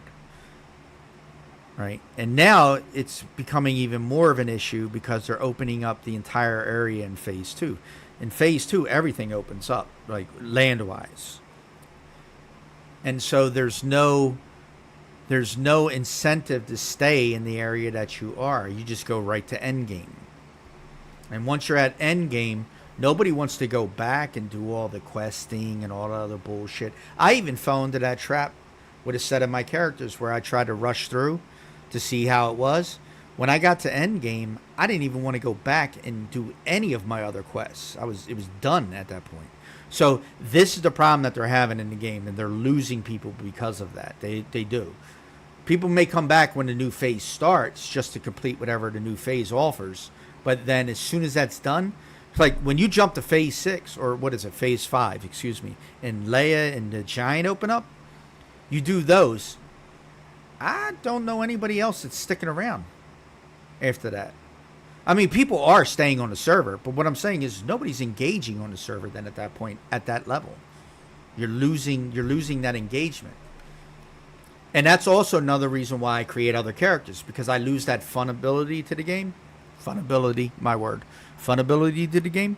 And I'm like, let me go back. There is replayability to this game, like starting a new character, getting better RNG rolls on your expertise, getting better rolls on some other stuff, getting more star crown, learning how to get more star crown so that you can get more weapons, more ammo, more armor. Well, more armor, excuse me, not more ammo. But finding those little small hidden secrets within the game that you didn't find the time before. Those are all benefits to restarting a character. But at some point, I'm getting tired of this myself. Restarting my character all the time. It gets boring. I go through the same quests, go through the same areas. I even know where all the loot drops are and all the boxes are, basically. So and this is a huge game. And the fact that I know all that tells you how many times I've played the game. Maybe too many. But again, I like what the developers have done. I like what they're doing with the game. I like the fact that they're sitting there and they're trying to make the game development better for the gamer, for their customers. And I think if anything's holding me to this game, it's the fact that the devs are actively doing stuff. Yeah, I want to too. Like, I want to roll back, but I know what's going to happen if I do that. Like, you got the Warhammer that just came out. I looked at it and I'm like, I could play that, right? Like, I could run that a little bit. I was doing the First Descendant before this. But I feel if I pull away from this game and I start another game, I'm just going to get too wrapped up into it. And then I'm not going to want to play the game. Like if I go to play Warhammer, depending on how many hours is within that game, I'm going to play that game until I beat it. And then I'm not going to be returning to this game, until I beat it. So it's going to take away a lot from the game. And maybe a lot of progress that I could have gained. I'm trying to force myself to stay here and still be engaged in the game. And it's becoming harder and harder, I should say. Especially with the way things keep changing, things keep getting mixed around. There's still a lot of uncertainty, even on the new servers. There's so much uncertainty of what you can and can't carry over, what you're allowed to have, what you're not allowed to have. There's so much misinformation too. People just spew tons of bullshit in chat all day long, and that's another bad thing for the game. When you have somebody telling somebody, oh, you can only take this with you, and they don't really know what you can take, and that person goes, oh my God, I'm going to lose all my progress. And you don't. You don't lose any of your progress. You don't lose any of your blueprints except for those that were spent through the memetics tree, And these people don't understand it. They don't know, how many points you get to carry over into the new season, what you can carry over into the new season, what you should carry over into the new season. Even though there's videos out there for people to watch that gives you all the information that you need, most people, they just sit in chat all day long asking questions about stuff you can just Google real fast, right? And I don't mind helping people, but there comes a point at which you gotta find your information, do your own homework, so that you're not constantly relying on others to give you information. And that information may be bad, like it happens all the time. I see it all the time in the game. Had a guy the other day telling somebody, the guy asked a specific question. He said, how can I make extra energy links, right? L. I call it L. A lot of people don't know what that means in the newer servers. But anyway, energy links. How can I make extra energy links? So this guy says, well, you can either do this, the gold where you can smelt the gold and sell it, or you can get the electronics thing, which is the, what is it? I forget what it's called. Anyway, you can make the the combo chip set. You can make the combo chip set And he goes, but other than that, it's not worth it. And I'm like, you can tell the guy who asked the question, one, he's low level, and you can find out just by clicking on him. You can find out he's low level. He's just trying to find out how to make extra energy links. And he's not even trying to find out how to make energy links for himself. His wife is playing the game with him, which I love, right? To those people who are with their significant others and playing the video game, props. Good job. But anyway, he's trying to make some extra L for energy links for his wife. And the guy who answered him didn't care about any of that. Didn't even notice that he even said that. Just kept spewing about it's not worth it in the early thing to, farm energy links. You should be concentrating on the storyline and this and that. Like, nah, bro. It is worth it to do the energy links early on. And so I tell the guy, go through your memetics tree, get down to where you get fruit teas, right? And it's very easy to get there quickly in the beginning of the game. Well, no, I'm talking about in the early game when he's not even at that stage, Raj, where he's not at silos and stuff like that. I'm talking about a person just started playing and he's playing with his wife and he wants to make extra energy links so she has energy links when she logs on because apparently she's not playing as much as he is. So you got to take individual questions individually based on their levels and stuff like that stuff. You know what I mean? Because they may not know. So anyway, I tell the guy, get down to the fruit teas. Once you get to the fruit teas, go around collecting all the calamus and the lotuses that are along the riverbeds, right? Anything that you can make fruit teas with. And then collect all that shit. Come back, make the fruit teas. Within a half hour, you can make 20,000 energy links because you can sell the fruit teas for 40 per fruit tea. 40 energy links per fruit tea. It's not the fastest way or the best way when you get in higher levels, but it is the best way and the fastest way to get those energy links in the early levels. So I told him that, and then I told the guy because the guy was like, it's not worth it. I'm like, why are you telling other people how to play their game? Like, if somebody comes into the game, you don't tell them how to play their game. You can give suggestions and opinions, but you can't tell them they're wrong for playing a way they want to play. If they want to play that way, that's their game. It's on their computer. Their fingers are controlling the mouse, and their hands fingers are controlling the keyboard, and their hands controlling their mouse. It's not yours. You can't tell them how to play. Help them, make them enjoy the game, because I'm telling you, happy gamers on a server make your time on the server much more enjoyable. Less toxicity in chat, less people running around talking shit, all that stuff. You got happy gamers, you can help a gamer if you can, and that person wants to play more, that's somebody you want on the server. Keep the game alive also. Because even if they're not getting a lot of money through the cosmetic sales, which they are, numbers do count in the overall progress of a game. If you're racking up numbers on the Steam number page and you're racking up consistent players, yeah, exactly. You're racking up them players, the game's going to keep pushing forward because there's an interest in the game. You can change your business model a little bit to generate more profit if that's what you're looking for. It's not hard to do that in a video game of this type, to generate more profit by changing your business model slightly. You don't want to go too far off, course, because then you're going to alienate some gamers and your numbers are going to drop. But you could change it a little bit, right? Like one suggestion for them, you want to make money in this game? I'm going to tell you right now, one thing, charge $5 for it. And just about everybody that plays this game will buy it. A pickup pet. You got all that loose loot. Not talking about anything that's in the containers. Not talking about anything that's in the dressers. Not talking about anything that's in, the chests and the mystical chests. But only all that other loose loot that you break down. Have a pet be able to pick all that shit up when you're running around.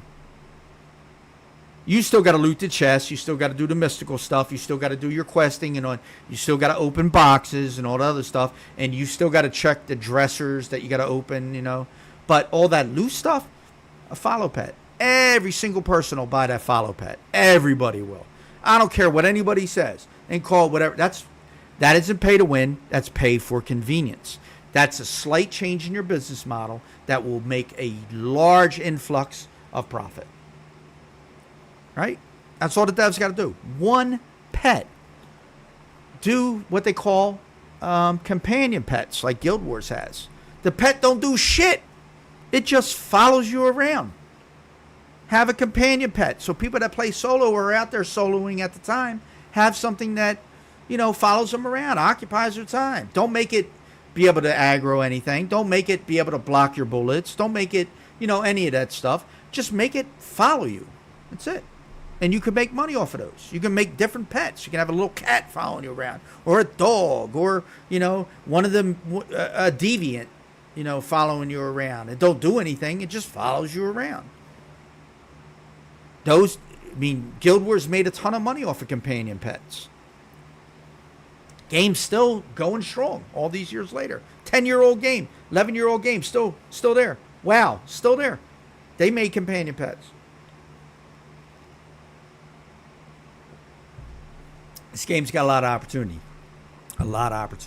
But they need to focus on it, right? They need to get the structure of the game down. They have to solidify this game to be something that is across everything. They gotta organize it that way, because if they don't, what's going to happen is the game's going to become stale and people are going to stop playing. And that's the issue. Like I said, between week 4 and week 6, they are losing people in the game. They are. They're either losing people to the game of creating new characters, right? Going and building new characters, or people just getting bored and not playing at all until the next phase comes out. So your numbers may jump a little bit at that point, but not significantly enough to change maybe possible investors. Yeah.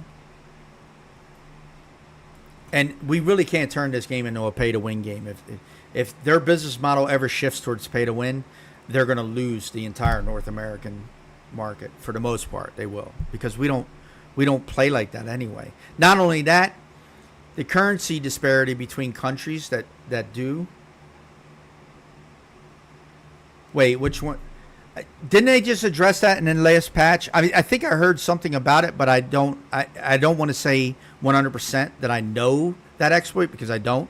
But I believe I heard something about that in one of their dev updates. So, matter of fact, I'm going to stop talking so you can tell me about it. I'll ask questions, because I'm very curious about that. Plus, I stream all the time, so I definitely won't utilize it, but in phase 6, and then doing what?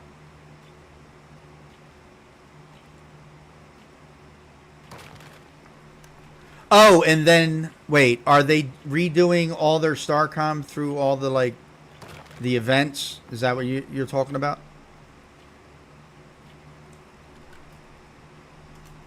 Maybe I should make an axe instead of sitting here beating on it with a rock. What do you think?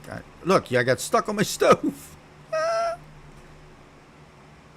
Yeah, well, there was something like 500 people that got banned already that I know of. When they made that announcement, they showed something like 500 people. I'm sure there was more than that, but they displayed 500 people. Give me a bronze.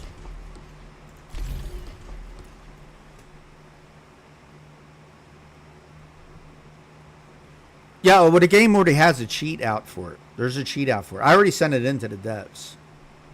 So they're already aware of it, right? They're already aware of the cheat program that's out there for the game. I don't like cheaters. I think it's stupid, especially in games like this. I really think cheating in any type of game that's really a single player. This is a PvE server, but it's really a single player game. It's basically, that's what it is. Cheating in it is stupid, but it's worse on a PvP server. I mean, you could play games like Valheim and use developer codes, which are basically cheating in a game to give yourself shit and stuff like that. But you're only cheating yourself, and you're only hurting yourself in games like that. When you're cheating and it start at the end of the season, you go, yeah, right. Yeah. Yeah, I mean, that's something they have in the game. So, 390k links, you're right. Right, easy to do. But what are they doing, though? What's the exploit?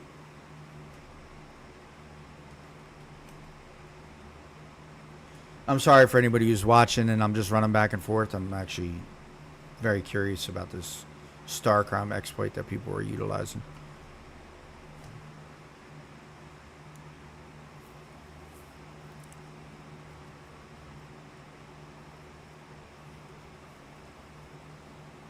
Is the total just 4K? I thought it was slightly more than that, but I've never bought the crate, so I'm not sure. I've never stayed long enough on the server to do that. I mean, I've gotten to Season 6 on my 1, but I never bought the crates.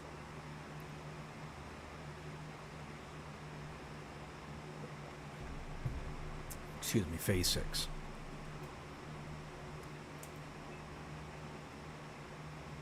Oh, shit. Okay. All right. All right. All right. I got you now.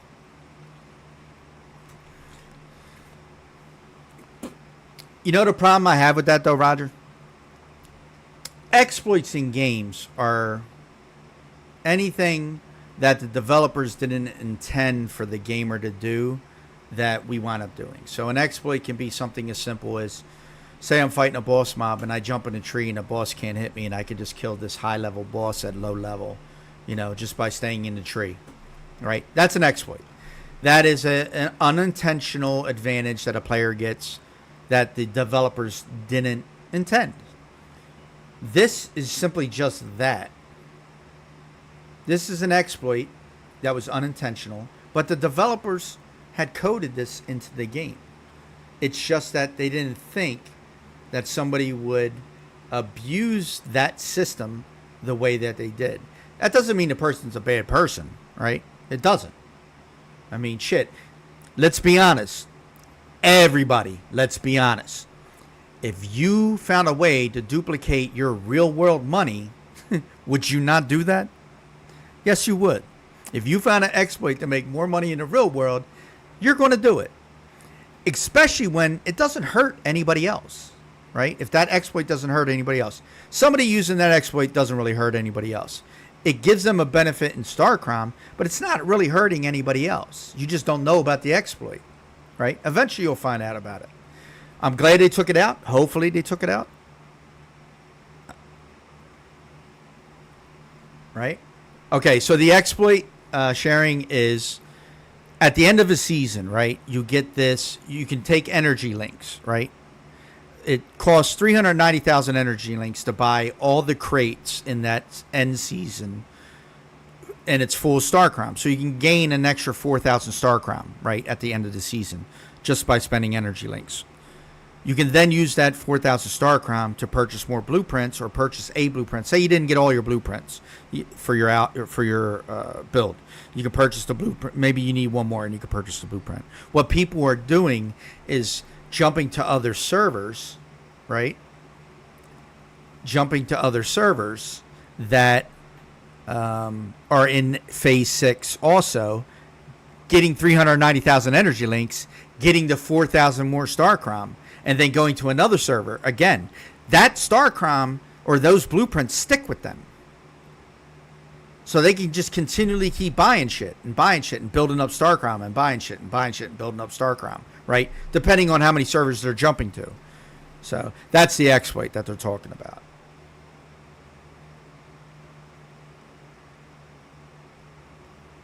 No, not so much like that. Like that, you're actually hurting somebody when you do shit like that, Roger. I'm not even talking about that kind of stuff, right? I'm talking about things that don't really genuinely hurt somebody. I'm not talking about, when I say, would you want to duplicate your money? I mean, I don't think there's a person in the world that's working today that wouldn't want to double their money, you know. And even though they know it might not be the most, I'm not going to say cheating because it's not cheating. It might not be the most honorable way, maybe, or, you know, I don't know what the word I'm looking for, but anyway, most people would want to double their money as long as it wasn't hurting somebody, right?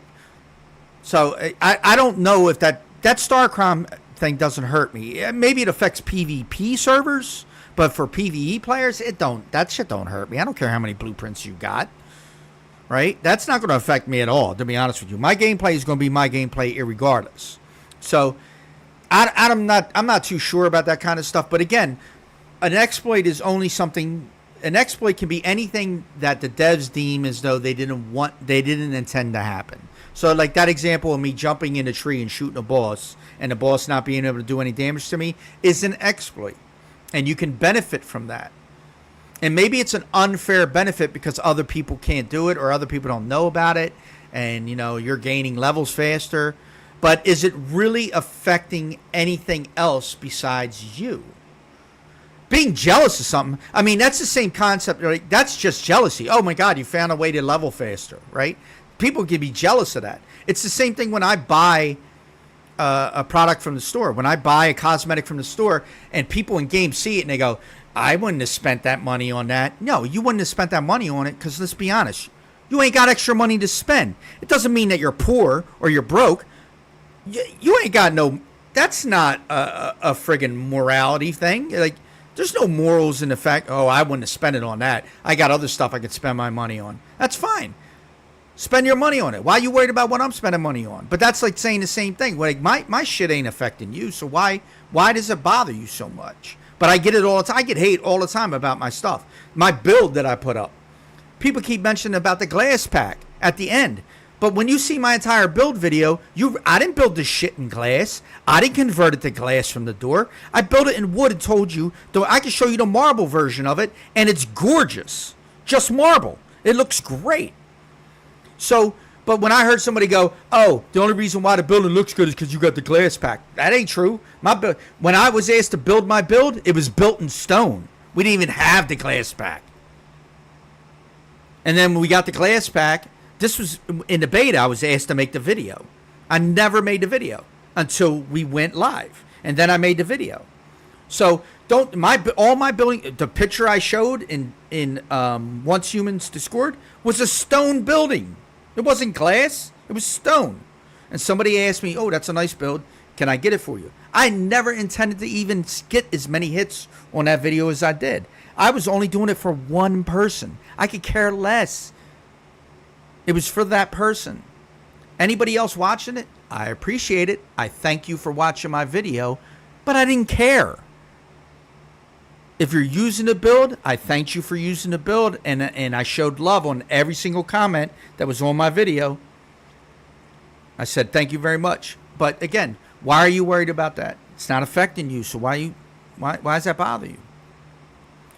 Exploits need to be hashed out prior to this. What they need to do is what Rust does, is to have a server, a test server, that players who have played can go on and try to exploit and try to find things wrong in the game that they can then, you know, that's what their beta testers are supposed to do, but that's not what beta testers were doing. Okay? They did not receive feedback from every beta tester that was in the game. There were just people playing that never did the player surveys, never filled them out. Talked about it in chat about not filling them out because they're too long and they're too this and too that. But that was the whole purpose of the beta, so that we could find the problems in the game and fix them. We didn't find it. We didn't find that problem. You know why nobody found that StarCron problem? I'll tell you exactly why. Because it wasn't in the game. That mechanic wasn't in the game until release. All these bugs and exploits that people are finding now are after the beta. They were put into the game after the beta. And so now we're having this issue with exploits and bugs in the game. But that's not our problem. That's the coder's problem. Because they don't have a test server in which to implement the patch on and then test. Not to mention that everybody in the world basically has a different type of computer. Whether you put extra RAM in it, it could have the same everything else, but you put extra RAM in it, or you change the video card in it, or you're using a different mouse and keyboard, or you got a better FPS off your monitor, or your better refresh rate, off your monitor, things like that. So not every system's the same. Bugs come out because of that. That's why there's bugs. Like anybody who goes, there shouldn't be any bugs. You're a fool if you think programs that come out, any type of program, I don't care what it is, any type of gaming program, any program for your system, isn't going to contain some bugs into it based on the system that you have, because they don't all process the same. Some of them are different. Slower, faster, quicker, got more RAM, this and that. There's so many minute factors within computing. That's why computer games are so hard not to patch, to come out and be 100% perfect. Especially nowadays with the graphics and visuals and all other bullshit. But people want to complain anybody about it. People want to complain anyway about it, right? Oh my God, there's so many bugs. So many bugs. Why are you having a bug and I'm not having a bug? Because your system's not the same as mine. So your system's reacting to something that's happening within the game that isn't affecting my system because my system handles it, processes it differently. Maybe it processes it faster so it doesn't hang up as much and cause a bug issue or whatever it is. I don't know what it is. I'm not a computer engineer, but I know how it works. I know the concept of it. I've been in gaming and had computers since, I don't know, 1985, I believe, was my first computer I ever owned, a Texas Instrument 994A. So it's like, I know about computing. I know it can cause bugs, but I also know some bugs are specific to the computer that you're running.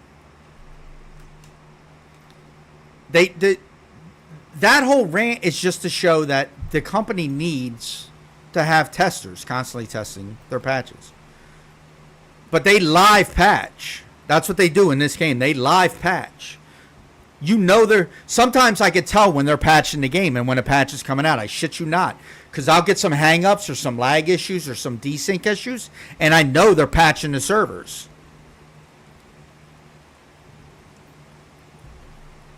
Because as soon as I log off then, I didn't have it when I logged on, but when I log off and come back on, I'm patching. So I know what it was. But that was yesterday. People was complaining about lag. Like a lot of lag, this one guy. And I felt so bad for this guy, I shit you not.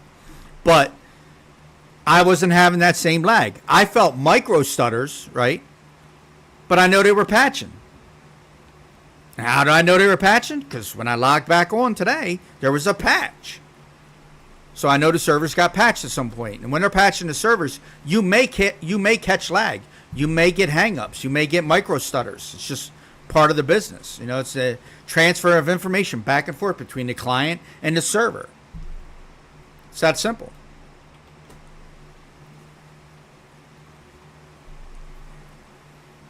And when you're updating your antivirus, you're not supposed to be doing anything else. You're supposed to be, or if you're downloading the game on Steam and you're watching a movie at the same time, your download slows down. It does. Absolutely does. It's all based off your internet connection, all that other kind of stuff. Time it takes for you the location of the server. People just want to complain about anything in a game. You know what I mean? Everybody wants a game to come out 100% perfect. It's a free game. The expectation for this game to come out bug-free was 0. No one expected this game to come out bug-free. Now, when you're spending $70 to get a game, you expect your product to work, right? And there's nothing wrong with you complaining about your product when you pay for it. But if you're not paying for it, your expectation should be 0. Your complaints should be 0. Just report the bug and move on. There's no expectation when I played this game. I had no expectation of quality. I had no expectation of perfection in this game when I played it. But yet we still get people in here that do that. And I find it just funny as shit. But the devs, if anybody used that exploit to do that with the StarCrom and the devs banned them, I think that's wrong. You should not have banned them. Put it out that it's an exploit, right? Put it out that it's an exploit. And if people continue to utilize that exploit, then you ban them. But don't ban the people that were using the exploit that was created by your company and you just didn't have the foresight to see that before it happened. Exploits are not cheats. They're not. The whole definition is not the same. But can they give you an unfair advantage? Yes, they can. But that's not the definition of a cheat. So, again, words matter. We need to be very careful when we say things about exploits and cheats. There's a difference between the two of them. Absolutely 100%. A cheat will exploit a vulnerability in the system's code, But you're not actually exploiting any vulnerability in the code when you jump in a tree to kill a boss. That's not, you're just figured out a new way to kill the boss. And it may be considered an exploit, but wasn't intentional. Cheats are different. Cheats are intentional. They're meant to crack the code of the game. They're meant to alter the code of the game so that you can do things that you wouldn't normally be able to do. Exploits are things that you can do. They just didn't know that you could do them. And they don't want you to do it. So they're unintentional. Hey, how's it going, William? I apologize. Thank you. And as you can tell, I'm just running my mouth right now. So that's how it's going, brother. But I still have a lot of faith in the devs and a lot of love for the devs because they are acting on these things, right? Yeah, it was their fault the exploit was there, and yeah, people utilized it and abused it, yep. But I think you should only ban people who continue to exploit after you tell them to stop. You shouldn't ban them. If you really want to punish those people for doing that, then take their star crime that they earned during that time, and take it away from them. You can track server movement. You know what servers they were on, so it's not hard to roll that star crime back to just one server, right? And only let them benefit from the one phase as opposed to the multiple phases.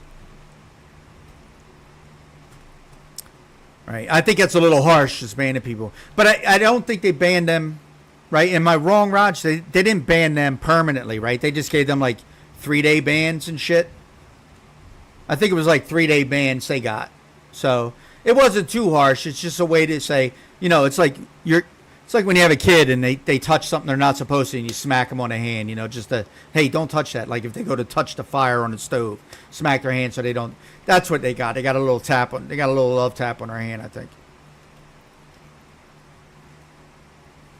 All right, I actually gotta go towards a quest so that I could stop talking shit and go towards a quest.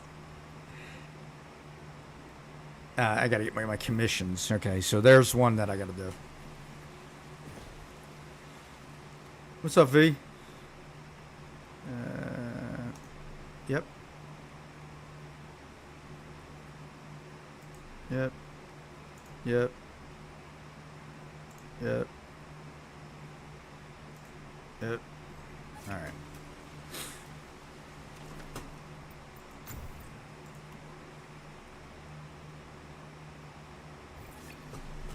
This is where I get tied up in the game, though. Should I follow? Should I go to Rotten Manor? Do I want to do that right now? Because then that's going to push the... That's why I try and do all my ancillary quests first. Because I don't want to push the story forward and then not come back to those quests. I hate doing that. And every time I push the story forward, I don't want to go back and do all those low-level areas.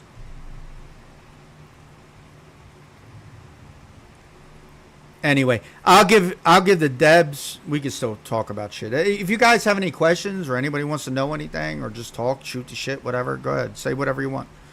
I don't stifle opinions or comments, and, unless it's a real douchebag comment. Then I'm gonna tell you, but you won't catch some feedback for it. You guys got any questions you want to ask or anything that you want to know about or anything you want to talk about? New games, whatever. Don't matter.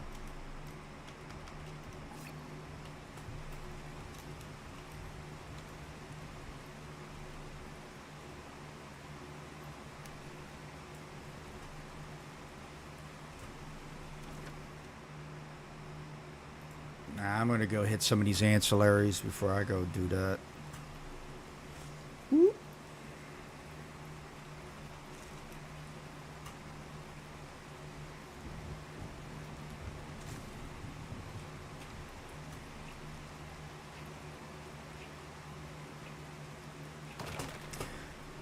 Sometimes I still get so confused sometimes with the silver and tin.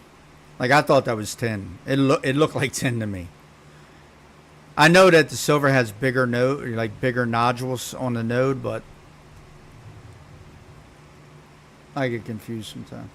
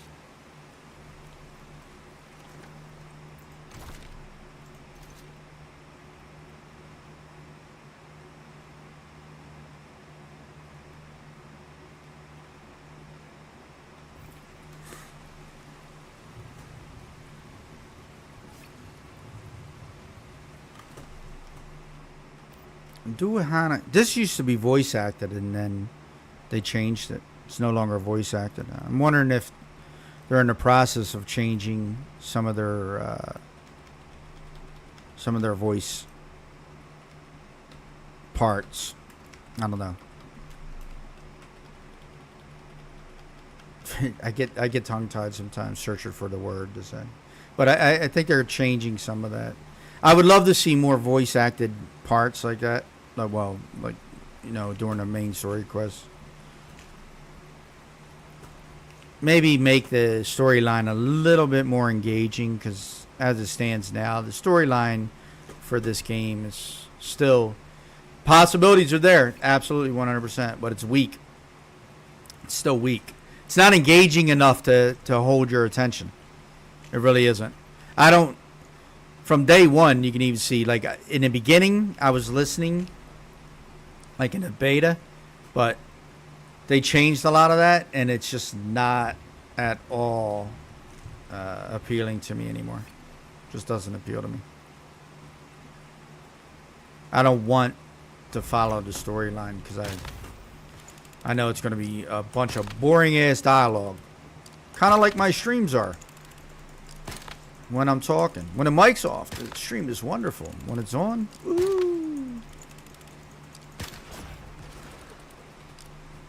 My stream, don't care. I'm gonna stick to my guns on that. My stream. You don't like it? Don't watch.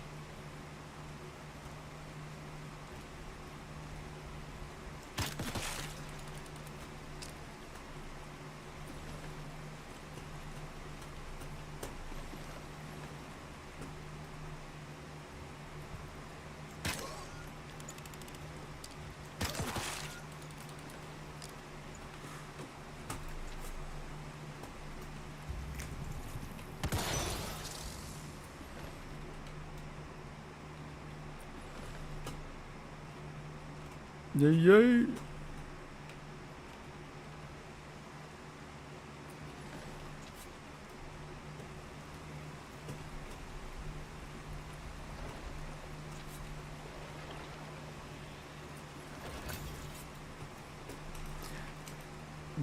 I got to touch on that exploit shit again one more time. I am never mad at somebody who exploits something initially. Like, I'm never mad at them for that.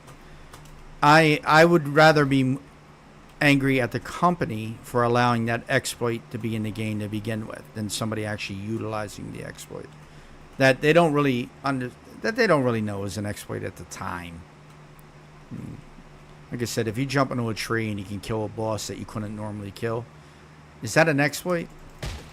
Or is that just playing smart? Yeah. It's a weird double-edged sword, but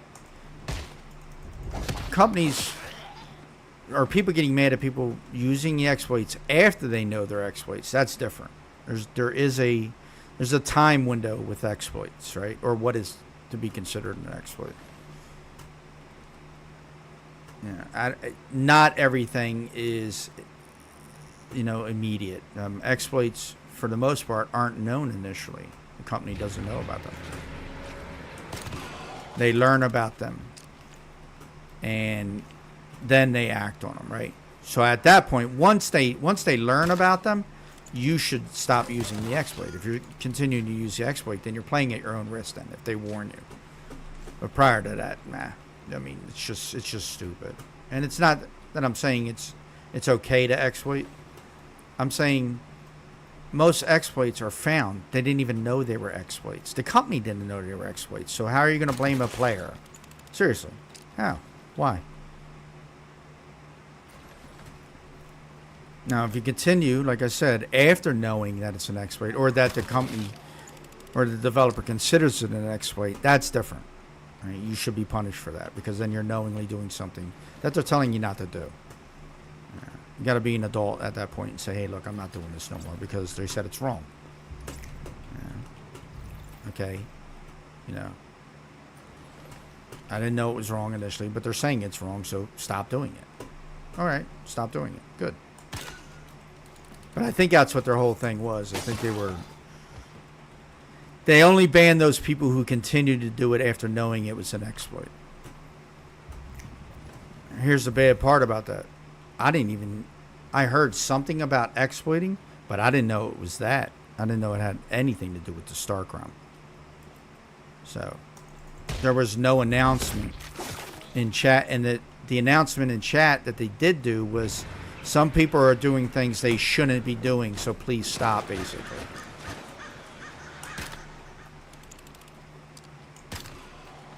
Like, that don't tell me anything. I mean, at least tell me the exploit so I know not to do it and don't get drawn into the same thing of people that were doing the exploit.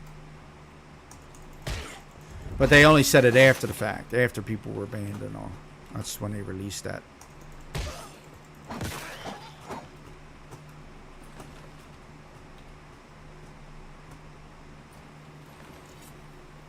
I mean, if you expect people to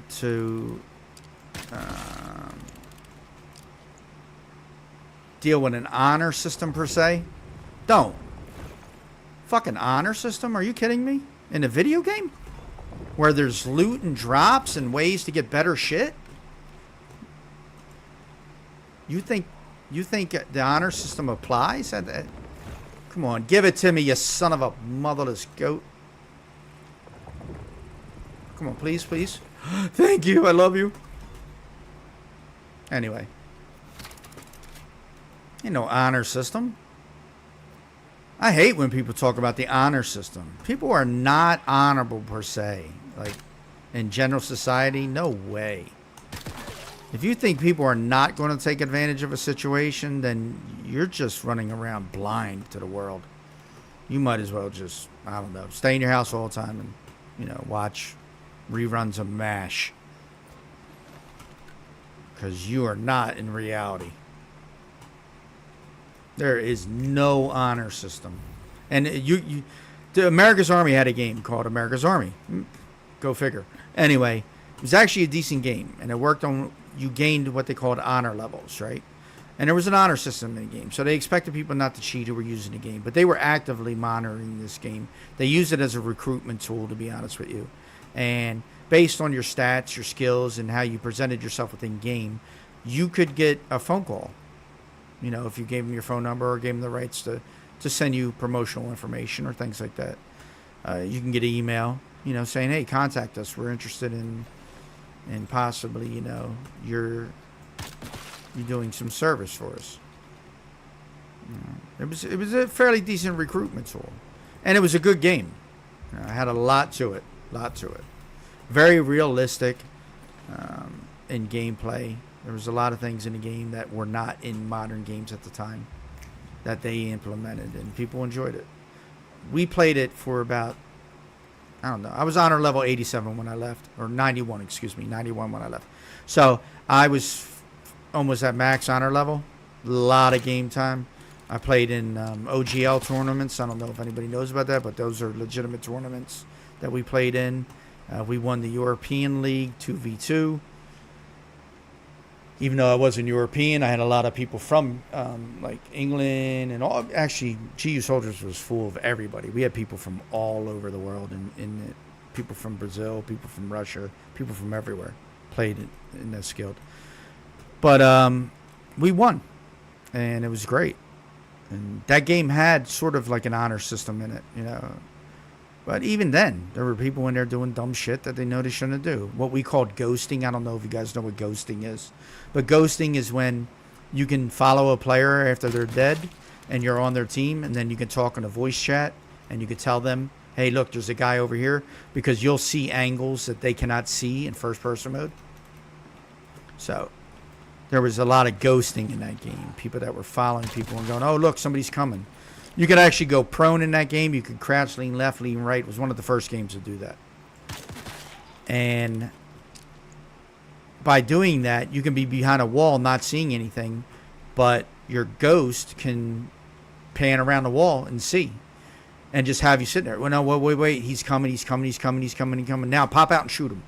And then you kill the guy before the guy even realizes you were there. That's ghosting. So there was an honor system, but there was a ton of that going on in the game. So that's what I'm saying. Like, even the games that you would expect like an America's Army game, where you would expect people to have some kind of honor and integrity. Didn't have it.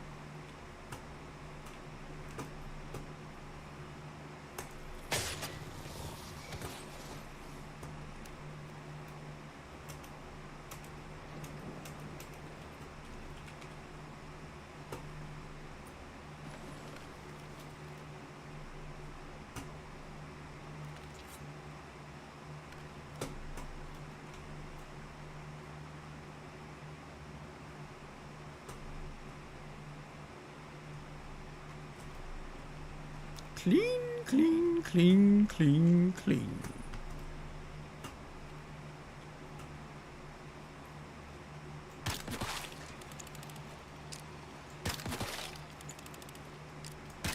Anyway, I am looking forward to the September 28th update, because that's when they bring out that new outfit. It's based on vampires, I guess. But since okay, what is always funny about Asian style games is the outfits for the females are always 100% better looking than the male characters. So I chose to I purposely played a female character because I think the outfits look better on them, right? The outfit that's coming out for the vampire, although the male outfit looks pretty decent, the female outfit looks way better. So that's what I'm looking forward to. The outfits. I look forward to the cosmetics in game because I love the cosmetic aspect of the game. Doesn't matter what type of cosmetic, character cosmetic, building cosmetic, territory cosmetic. I like them all. I'm a cosmetics freak. Like, I like cosmetics.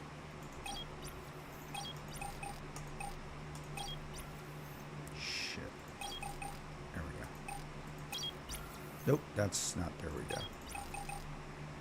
There we go. So I'm looking forward to it. And they got some other changes coming out apparently. So I don't know the full patch notes for it, but there are like hints towards certain things. But if that cosmetic comes out, that's going to be slamming. I'm definitely getting it. And here's the thing: anybody can get that cosmetic because it's going to be part of the battle pass. It is not going to be a loot crate. You know, which is, I think, shitty for the company, but we're not going to get into that because I've already beat that with a fucking stick till it's dead. So anybody can get it, which is wonderful because now you guys can, come on, man. Now everybody can, you know, get the battle pass if you want the outfit, right? And not the battle pass is worth it just for the stuff because you get to carry that with you the whole time anyway. But it's a new battle pass they're coming out with. I'll definitely pick it up because I want the outfit without a doubt. See, I'm getting micro stutters now in the game. Something's going on. This is how I know when they're doing something in the background, is I start to get micro stutters. Or I'll check my, I'll check my running processes and see if something's running, and nothing was running. So I'm assuming there's a patch going out for something.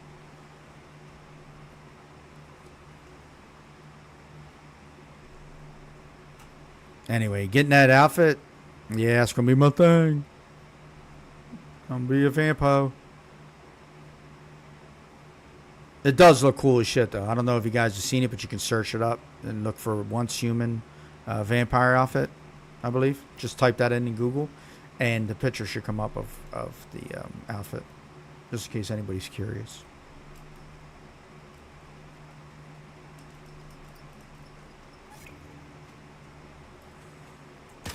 I could have killed him. He would have been dead. Anyway. Let's see. That's done. No. Yeah, let's go knock out Rotten Manor real quick just to get it done.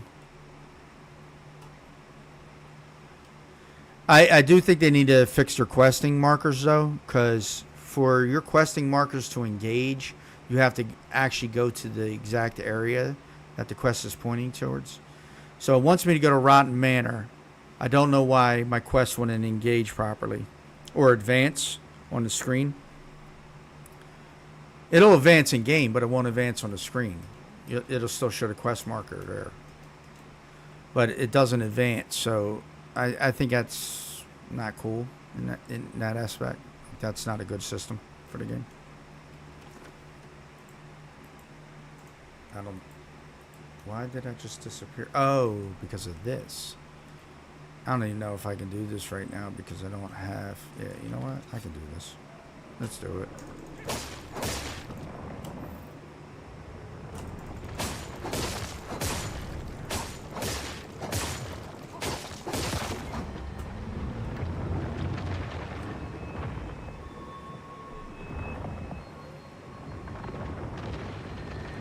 The pitcher. It's always the pitcher.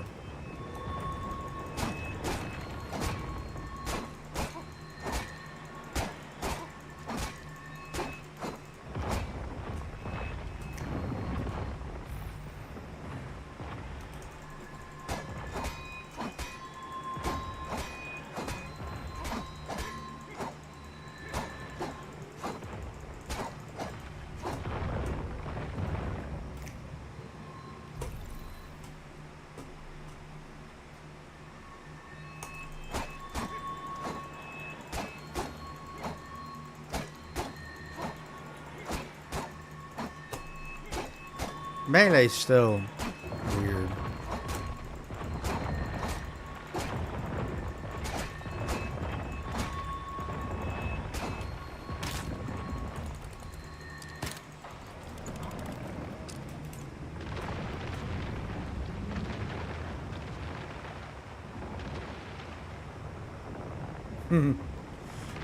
I like this thing though. Gets up on them legs and starts walking around. I didn't.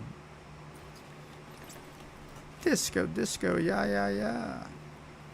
Now, getting back to my quest. And that's another thing, too. The quest that you're actually following gets disrupted if you go through an event like that. Like, it's just, you can't even finish the quest until the event's done. There's a quest over where the disco ball spawns in an area. When the disco event is up, and it stays up for a long time, I'm always over there trying to do my quest, and that event pops a lot. So if the event's running, I can't do my quest because I can't see my quest markers or even finish my quest. They definitely have to fix that too, because that's a big deal. Like I don't want to do the disco event. So I just want to finish my quest and get out of town because that's what I'm doing. But I am forced to do the damn disco event then in order to get my quest. It's a pain in the ass.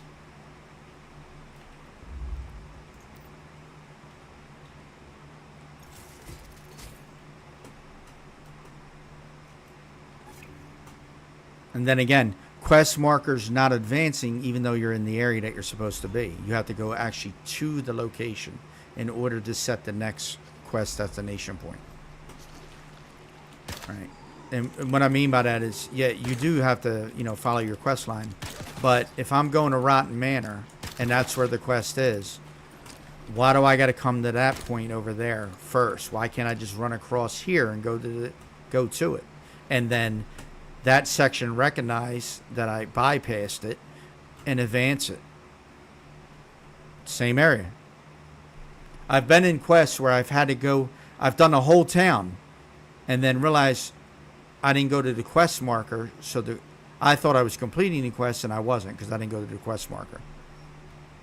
And the quest marker is actually just the starting point of the quest to advance the actual quest that I just did.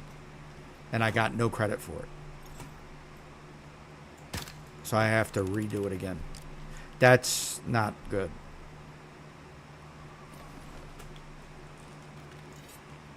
Because depending on the length of the time of the quest that you do, you may not want to do it again.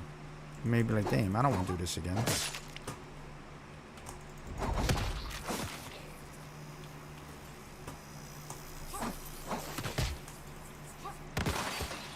And that, swinging over an enemy in melee combat, like there's no way for me to hit that enemy straight up. I have to do that melee combo before I can even, strike that in that situation. And that's all too common in the game. And they still got to work on their melee. If I'm aiming at something to hit it, I should hit it. If it's down low, the game should recognize it and make me automatically swing down low.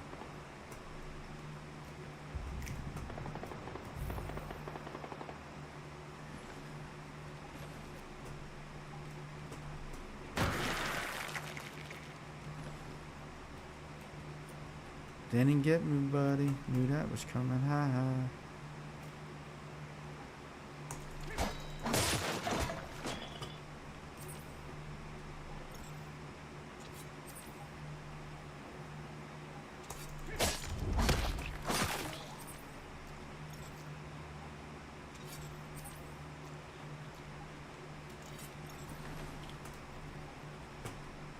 So again, all the devs got to do is watch people's streams. Pick a couple players that you want to watch. Occasionally, go back to the streams and see how they're playing. See the mechanics that they're using to play your game, and then you can get an idea of what some of the frustrations of the player base is. Because I'm sure I'm not the only one that has noticed that issue, or the several issues that I've already brought up. I'm pretty sure most people who play this game run into that eventually. Or have an issue with the melee combat and have suggestions about how they can improve it. Homemade sausage? Alright, brother. Yeah, self-sufficiency right there, though. Right? It's like I tell people all the time, if we do ever... There's no such thing as a zombie apocalypse. It'll never happen. But if we did have one... Because zombie's actually a made-up word. Well, actually, all words are made up. But no, zombie's a fairly recently made-up word. It was just based off a movie. It was never something intentional. Either way, if there ever was a zombie apocalypse, people like that, who can live off the land, who can hunt, who can fish, who can farm, grow their own food, yeah.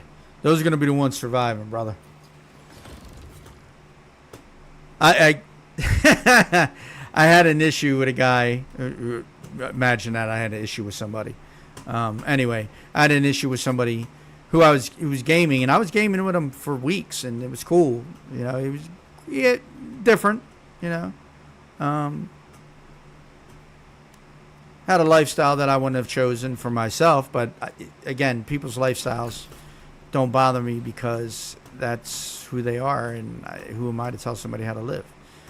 But we were talking about cardinal directions, simply north, south, east, and west. I shit you not.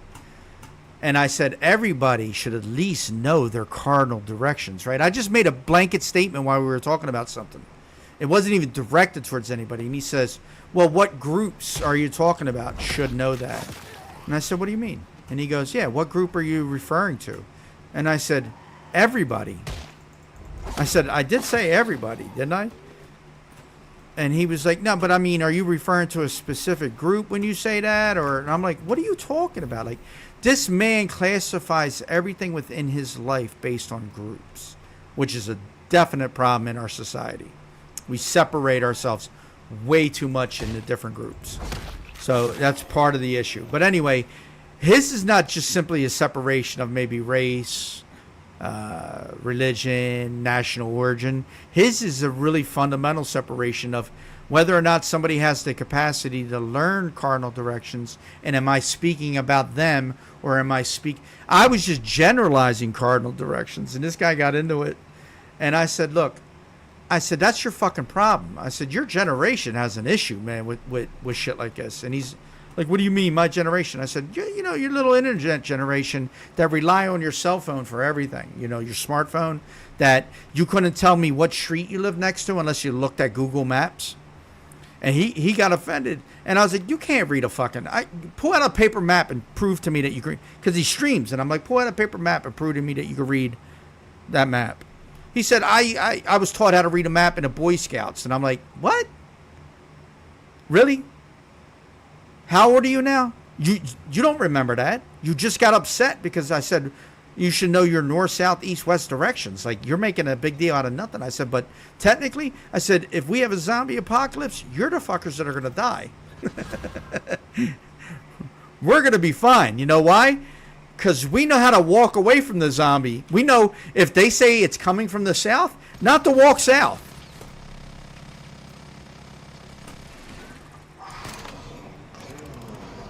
And he was so mad at me for telling him that. That he just blocked me instantly and kicked me out of the hive.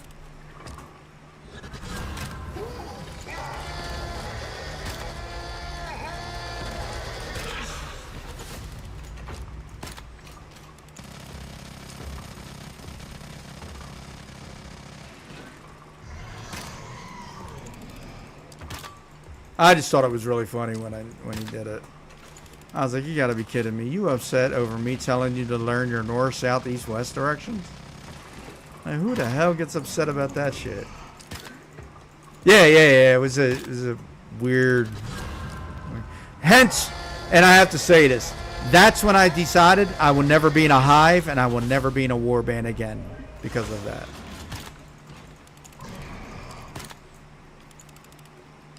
Go ahead, shoot it. Nope.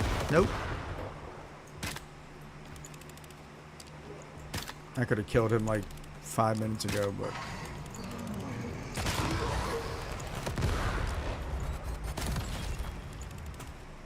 Anyway, yeah. So that was when I decided I don't want to be in hives and I don't want to be in warbands, because I always find myself at a crossroad when I experience a personality conflict, right?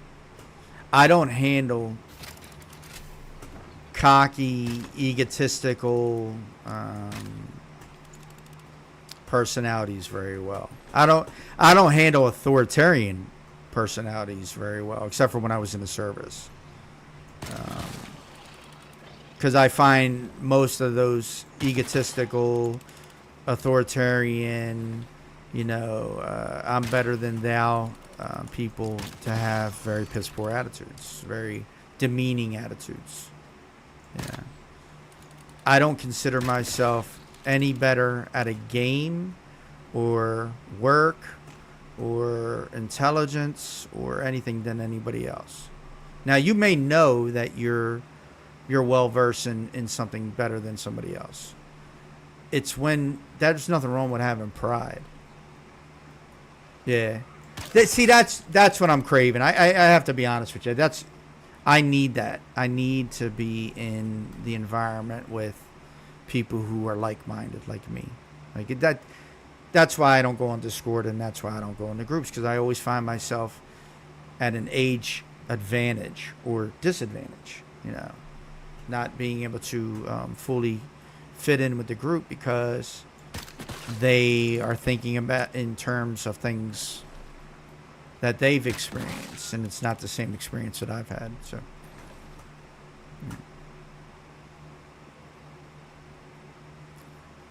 but usually that's what happens. If I can't have honesty, if I can't have people actually being honest with me, and also at the same time respecting an opinion and not wanting to be argumentative, because I don't engage in arguments. I don't engage in them. I join them, or I get pushed into them, because someone will say something real cocky or arrogant. But one thing I really hate is egos. If you can be proud of who you are, where you come from, what you do in your life, how much education you have or don't have, how much street smarts you have, how many women you've had in your life. You can be very proud of that kind of stuff. But you don't have to be... Egos are not pride. Pride does not give you an ego. Egos are when you take that pride and you use it against other people. It's no longer pride then. It's just an ego then at that point. So that's why I'm saying there's a distinct difference, and some people don't recognize that. Why are you mad at me? I'm just proud of what I do. Well, yeah, there's nothing wrong with being proud of what you do, but did you have to make me feel worse to make yourself feel better about what you do? I mean, if you're so proud of what you do you really have to belittle somebody else that does the same thing as you to make yourself feel better? That's not pride, that's ego. And arrogance. And neither of those mix with me very well. I don't gel with that shit. No. I genuinely feel this way. I don't think I'm better than anybody else at all. I don't feel as though I can do anything. Even if I know I can, I don't present that to the person and make them feel less important in the world because I feel so much better than they do. Get the fuck out of here. Like, take that shit somewhere else. I don't need that. And I run into that a lot with younger people. It gets to the point where I was young. I was arrogant. I thought I knew better than everybody else. Yeah, exactly. Exactly.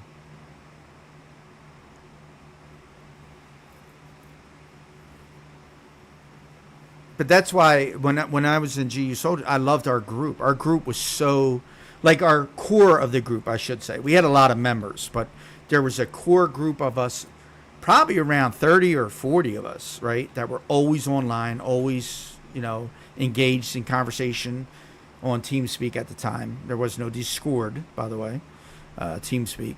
And that group, even though we had different opinions about stuff, we had the ability to respect each other's opinions in a way that didn't violate that person's pride or integrity. You know what I mean? We didn't push our belief structures on anybody, and we didn't force anybody to think the same way we did. Although we generally did, like our zero tolerance for cocky ass people.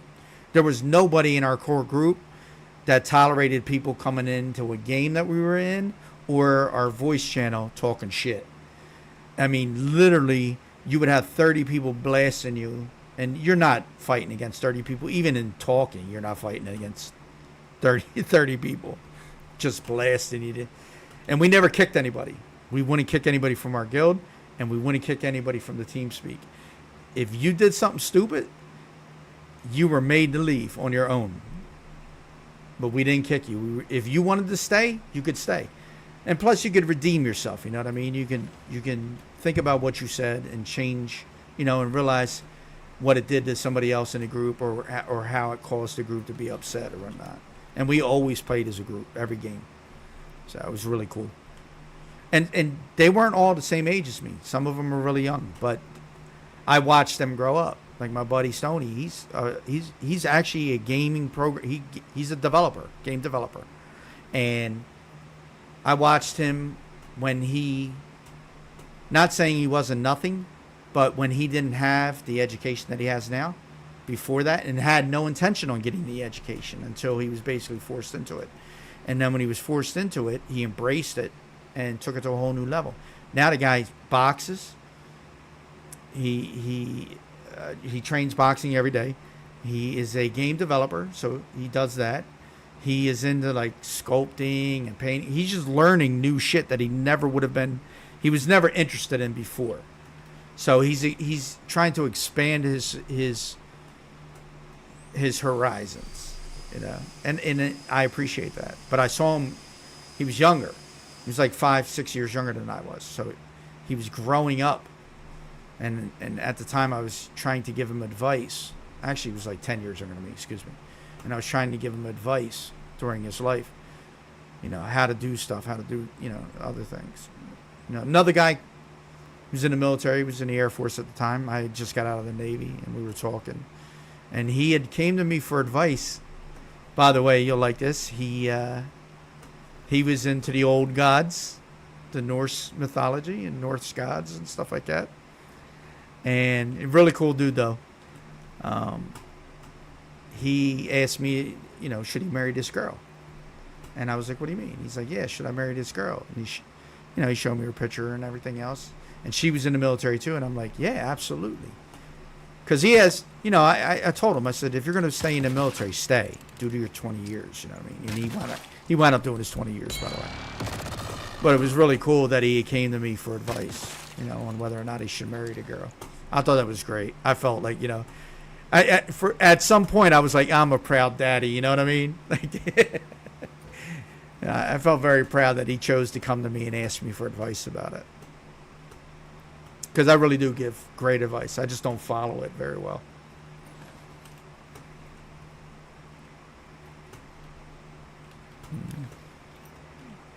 I think most counselors do that, right? Since you counsel, most counselors give excellent advice, but sometimes it's very hard to follow their own advice. Like when you're dealing with somebody who's having anger issues or things like that, and then after you're done talking to them and telling them how to try and control their anger issues, you go back home, stub your toe, and you're pissed off, at people just for nothing. That type of stuff. So that's where I have my issues at. Like, it's very hard. I can give the great advice, but very hard for me to follow my own advice sometimes. So my mother used to tell me all the time, you should become a counselor or like motivational speaker. And I'm like, nope. Because I could motivate. I could become a counselor. I wanted to be a lawyer or a politician, to be honest with you. But I could never. I knew that the belief structure, my values would conflict with the values of, say, politicians. That's the problem with politics, is that people go into it with the best of intentions, but politics, governance in general, is all about compromise and having to work with those that you disagree with.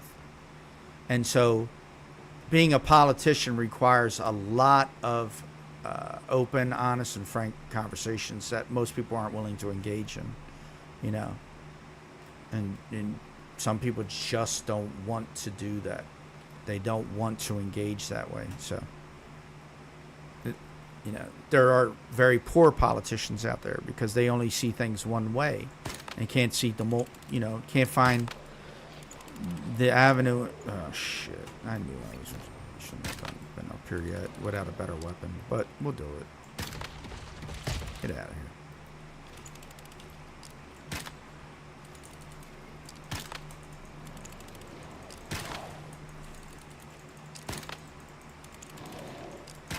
I'm going to get out of here until I get better weapons.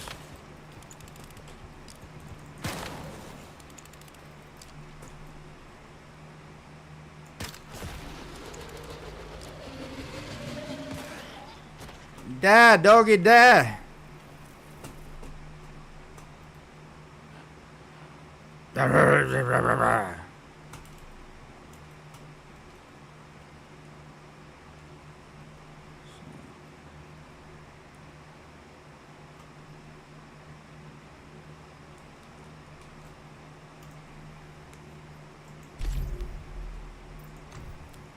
I always do that. Whenever I engage, man, I find myself drifting off of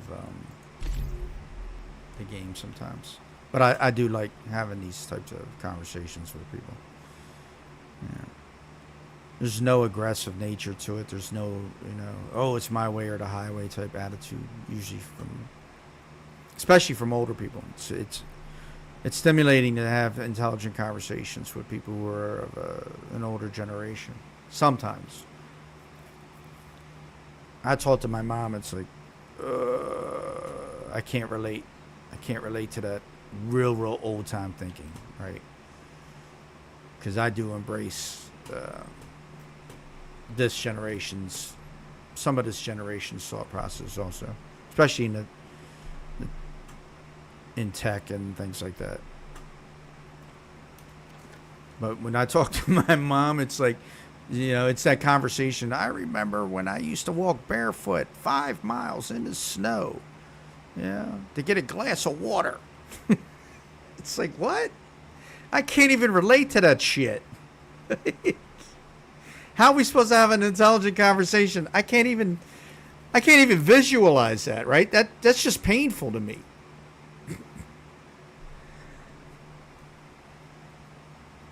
I used to hear that all the time growing up. from my grandfather, my grandmother. Man, when they tell a story, I can't, like, I'm picturing like a Little House on a Prairie type moments and shit. Like, what the hell? Like, how you can't? It's seriously like you talk about having, all right, the phones, because we grew up with the phones with the long ass cords on them that were coiled, and you had to dial everything. Kids now, they cannot relate to that shit. If you ask them, and there's a video on YouTube that shows it where they have a young person and an older person, and they are asking them to describe via their like gestures certain things. So they talk about a phone, and it was funny as shit because they said, "Show me a phone." Well, the kid in this generation shows how he talks on a phone as if he's talking on a smartphone. So his hand placement is weird.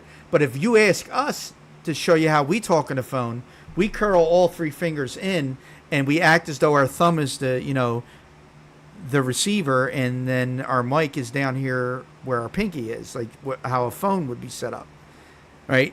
So it was complete. I was laughing my ass off when I saw it because it was completely two different gestures, but each one of them showed the difference in technology at the time that they were describing it. It was just funny.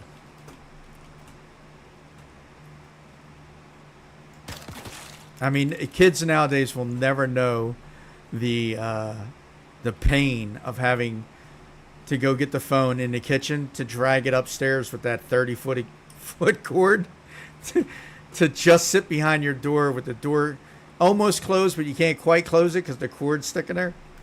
Yeah, they so you could talk to your girlfriend or some shit, boyfriend, whoever. So nobody in this generation, they see them. They're in museums and shit. They probably go to a museum to see that shit. I remember it like it was yesterday. I shit you not. I remember when area codes were not a thing.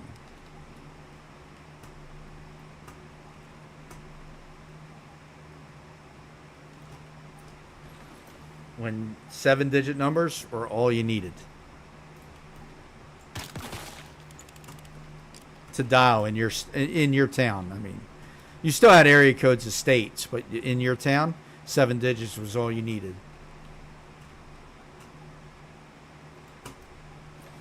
And I also remember phone numbers that were like GA6 something something something something, like the last 4 numbers, but they started with like a G, or a B. Crazy. It was like, I remember a number MA6. It was just weird how numbers were given out then.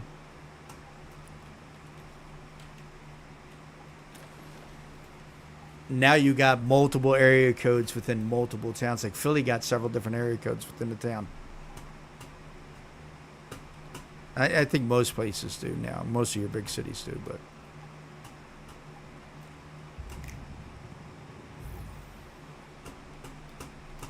that shit is crazy, man.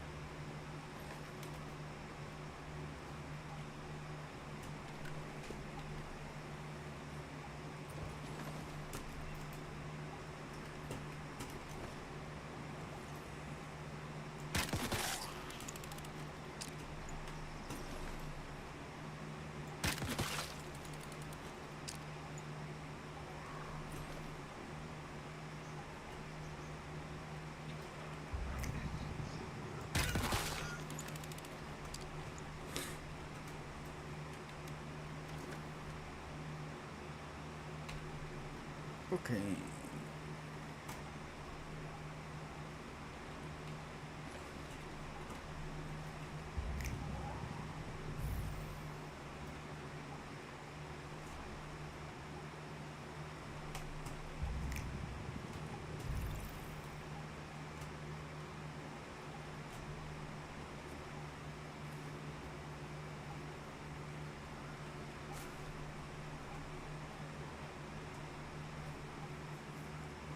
Do you know the Muffin Man? The Muffin Man? Yeah, the Muffin Man. On Drury Lane.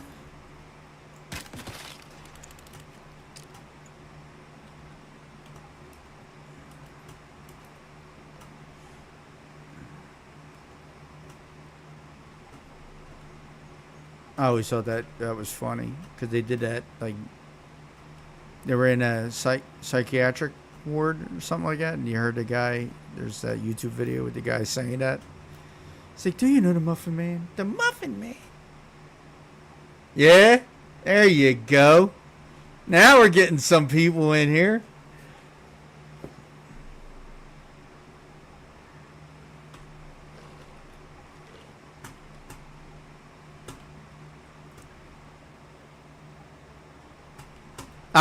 I remember ours. I remember ours too. I think I believe I remember ours. The 215 area code for Philadelphia. When we had to start using it, I should say. But nah, that's good. See, the thing this generation may not understand, and I'm not saying that with a negative connotation, is that there's a lot of older people that play video games. There's entire channels dedicated to older people playing video games. Like that guy. I love the guy who plays Call of Duty. Yeah, the old guy who used to be a sniper in Vietnam, I think it was. I like watching his videos, and when he hits a snipe, it's so enjoyable to watch the older generation gain, enjoyment out of playing video games.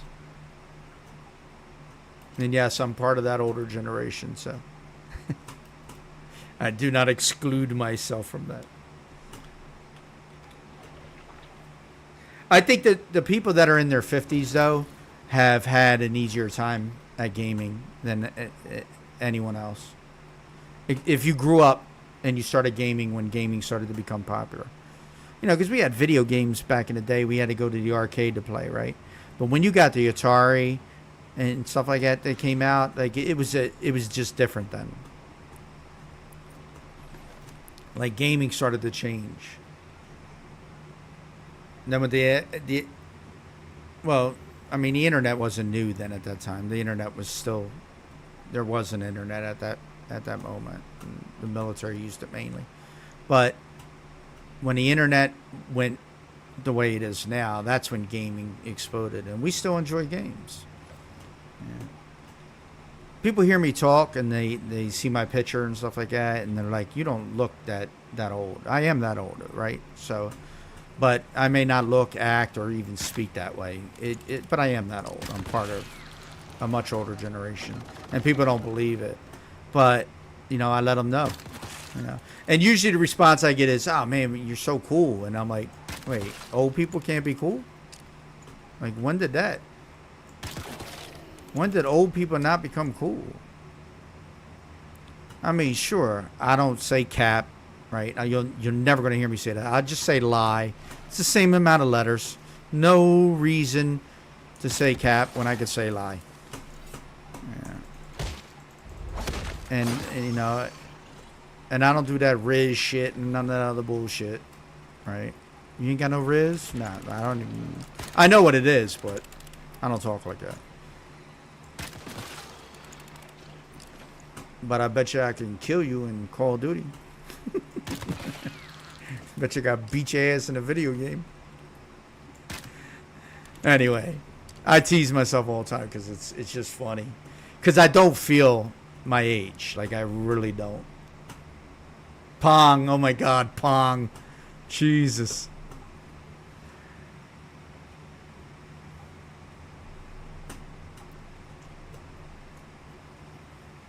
Pong just started out as an experiment.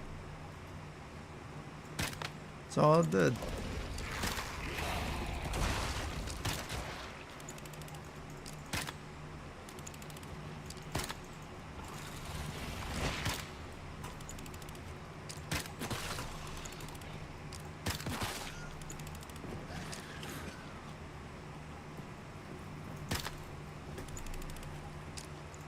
I really shouldn't be fighting some movies. Really bad weapon. It's a level 1. Like, I didn't even upgrade anything. Come here. You know what? That hurt.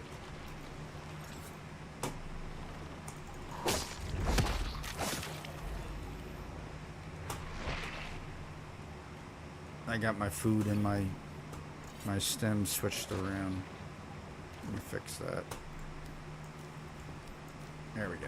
Now we're good.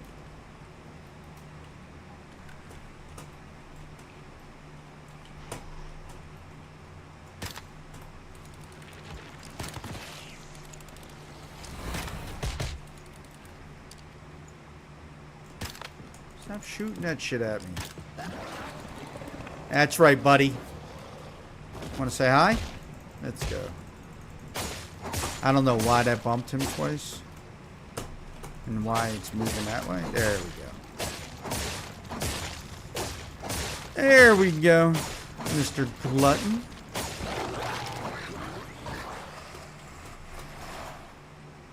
Yeah, I love when I meet other gamers that are older. It's such an enjoyment. Because I'm like, well, I'm not alone in my love for gaming. Yeah. Or when I see older gamers on YouTube, I'm like, yeah, this is cool as shit. Kill him. Get him, get him.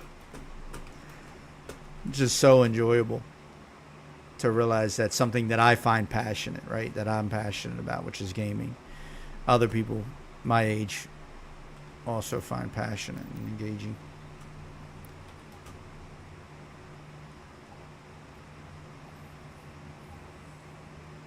Just the love for gaming in general, I think I enjoy in anybody. It doesn't matter what age they are. Because in video games, you don't really know how old somebody is or, who they are that you're talking to. They could be, a 15-year-old that is very mature for their age. Or even younger than that, very mature for their age. And you'll never guess what age they are. So... sometimes I can. Most of the time I can't, though. I gotta be honest. Most of the time I can't tell somebody's age based on who they are in game. So I generally, even if I do find out somebody's age, I generally just treat them as a gamer as opposed to the age that they are. Maybe that's not always a good idea because they get exposed to some of my rather colorful language sometimes. It may not be the best role model for somebody. I'm going to go back to base and just do it back here. But it is very enjoyable to watch gamers develop, how gaming has developed and how gamers have grown within the gaming community. There's some really good gaming communities out there that really do some great work for gaming and the awareness of gaming. Yeah. Maintain a value set and stuff like that. And there's, just a typical gamer who wants to come in and have some fun, man. Don't want to worry about all that bullshit.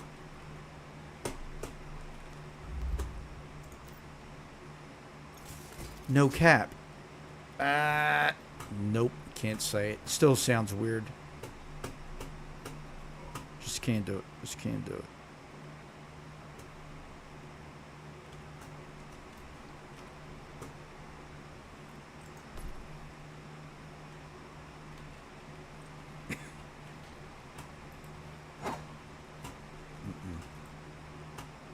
No, sir, that is not what I intended to do. I did not intend to chop you with an axe.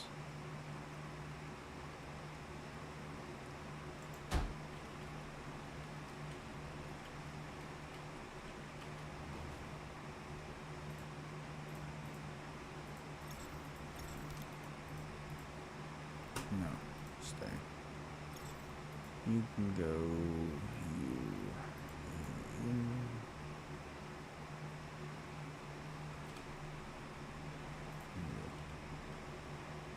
Yep.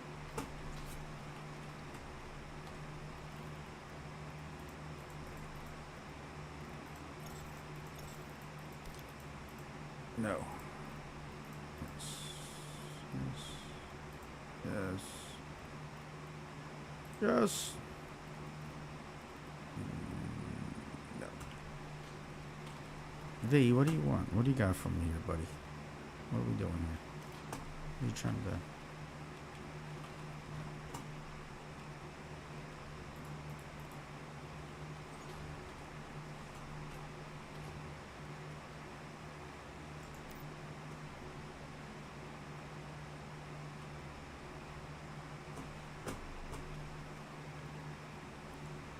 what was my commission again?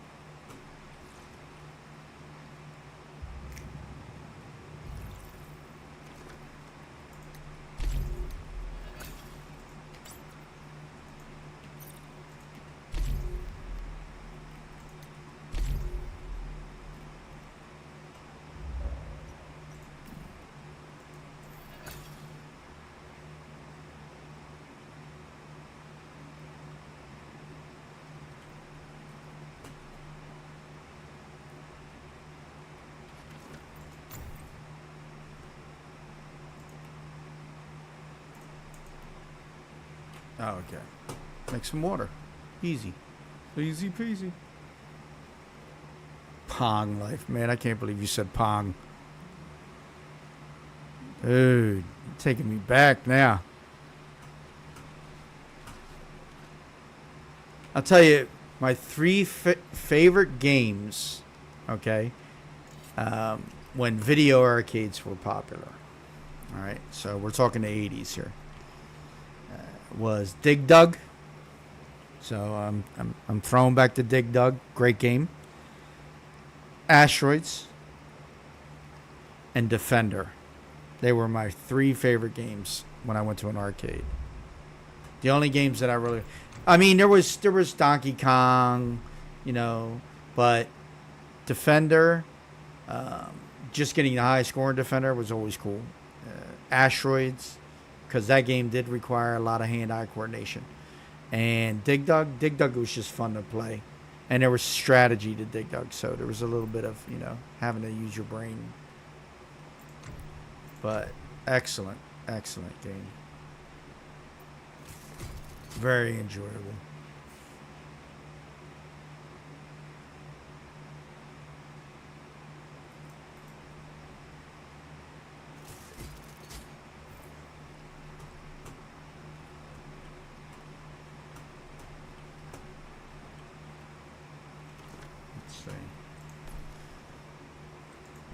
I don't know. What were you guys' favorite games back in the day?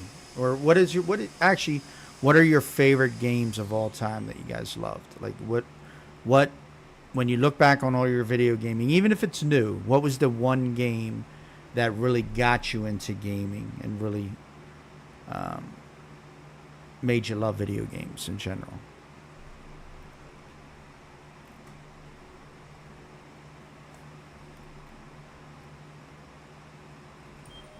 I can't do this shit. Still not high enough. But I can pick another mimetic, so let's cross our fingers. What do we get? Ooh. Long-term storage.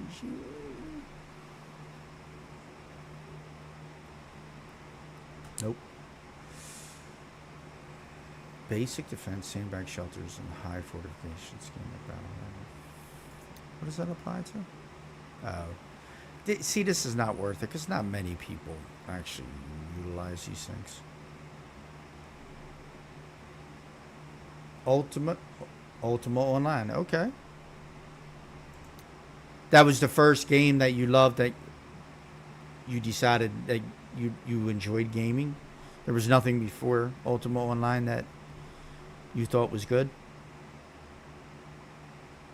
Dungeon Lords. I know which one you. Wait, hold on. Let me stop. Dungeon Lords. That isn't the one. No, that wasn't. That's not the same one I'm talking about. I don't know if you remember the game that was part like cartoon. You played a knight, and there was like these segments where it was a video. Mario Brothers. Okay. The first one.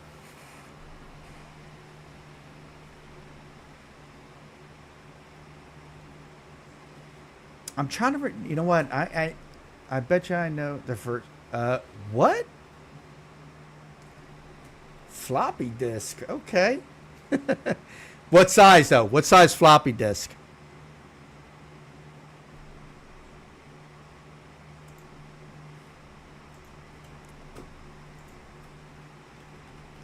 This will tell me right here.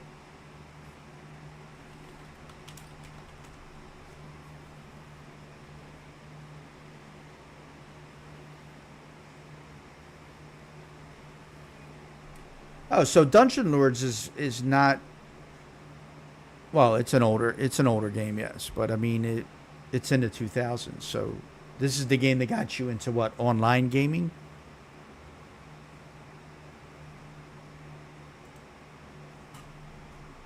And I have to say, I never played this game. I missed out.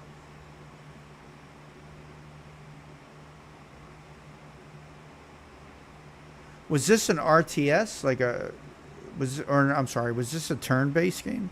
Turn-based game?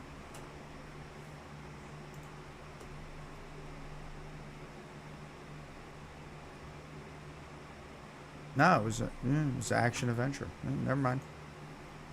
Nice. I had to look that up because I wasn't familiar with the game. What's up, Sin? I'm sorry, brother.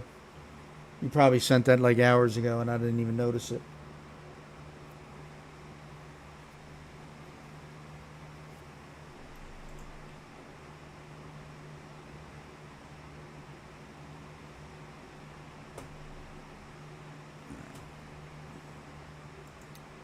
Let's see. I mean, it looks like either super refinery, transform acid into portable mixed fuel, or double the shelf life of my dishes. Something like 2 megabyte lower. Don't remember. Yeah, but was it like a 3.5? Was it a five and a quarter? Because the old floppies were five. Actually, even older than that. They were probably way bigger than that.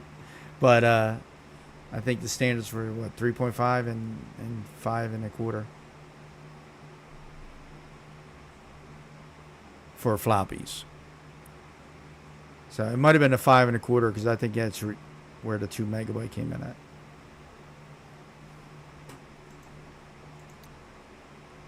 I just don't know what to pick here, man.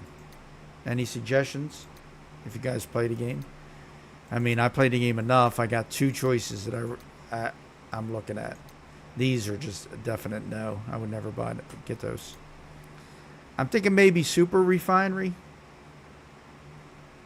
3.5. Okay, yeah, yeah, that's what I was talking about. Sorry about that. I'm thinking Super Refinery because it would be nice to get more portable mixed fuel. I just don't know how long this takes. I don't know if they've improved the time. And you know what? I'm going to get it. We'll see. Not worried about the food one. I can always work with the food one.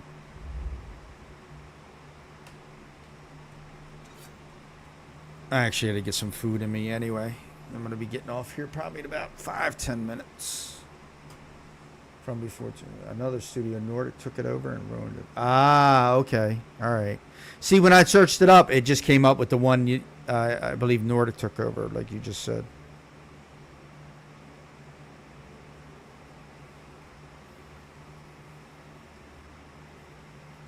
I'm glad I picked that before I saw your comment, Sharon, because I'd have felt real salty if I would have picked the other one, and then you said that, and I would have regretted my pick. Then I was leaning towards the Super Refinery the whole time, but I was trying to see what anybody else would pick. I mean, if you're going to be a cook, of course you go the other direction, but I am never one to be a cook. So I do cook, but I don't go out and search for all those. No, I get what I need, and then I go on about my business.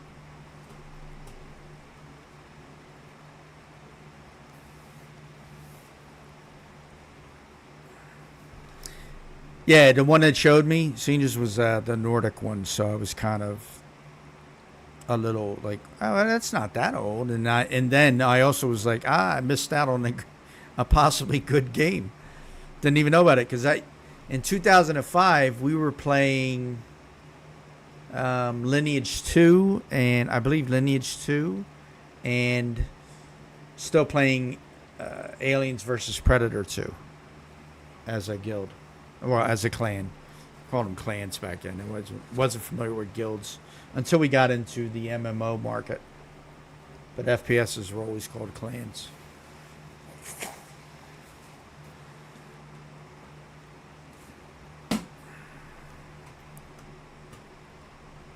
Can't do nothing with that super refinery. Run 16 pumps and 4 super refineries, and you're set for the whole season. What with the gas, with the petroleum? 16 pumps. Ugh. That's only 160 power though. It's pretty easy to maintain, even with like tier 2 weapons. Well, tier 3 turrets. I mean, 4 super refineries. All right. I mean, I'll try it. I don't know how well to go.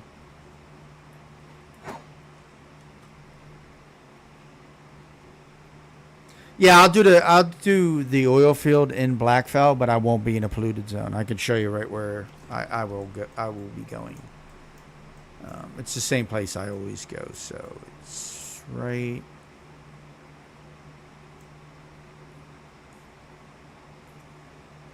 around right there, exactly right there. So I'll just keep my cursor on it. But this is a little oil slick right here that gives you petroleum. Plus, it's next to the water, so I can get my normal water and not in the polluted zone. So it's right there. I can get the oil. I'm not worried about the polluted zone. I don't like the polluted zones anyway. So yeah, it's just I'm hoping to get sulfur chemist to do the acid. I like that way better because I always get either the crystal armor or I get the electronics one. I forget that again. But I never get the gold or silver one. I only get those two. One of those two. Yeah, no, I get it. But I mean, sometimes I'll pick up a buff for my generators and then it works. You don't always get the deviant buff. I noticed that out of the buffs, it's generally the bio buff that I get more than any of the other buffs. Occasionally recently I've been getting the solar buff. So the solar power goes up to 35 watts per one. If I add a nice eel, I get 55 watts or more out of it. And if I do all 7, if I get and I can put all 7 down, that's a lot of power. I don't even need to go into deviant power then at that point. I could run everything off of that. So it should be all right. I stay out of the polluted zone only because certain things annoy me in game, and that blinking is one of the things, or the beeping from the backpack. Ugh, it annoys the shit out of me. I can't stand it. I don't know why it ticks me off so much. So I avoid the polluted zone so I'm not pissed off while I'm gaming, having to listen to that.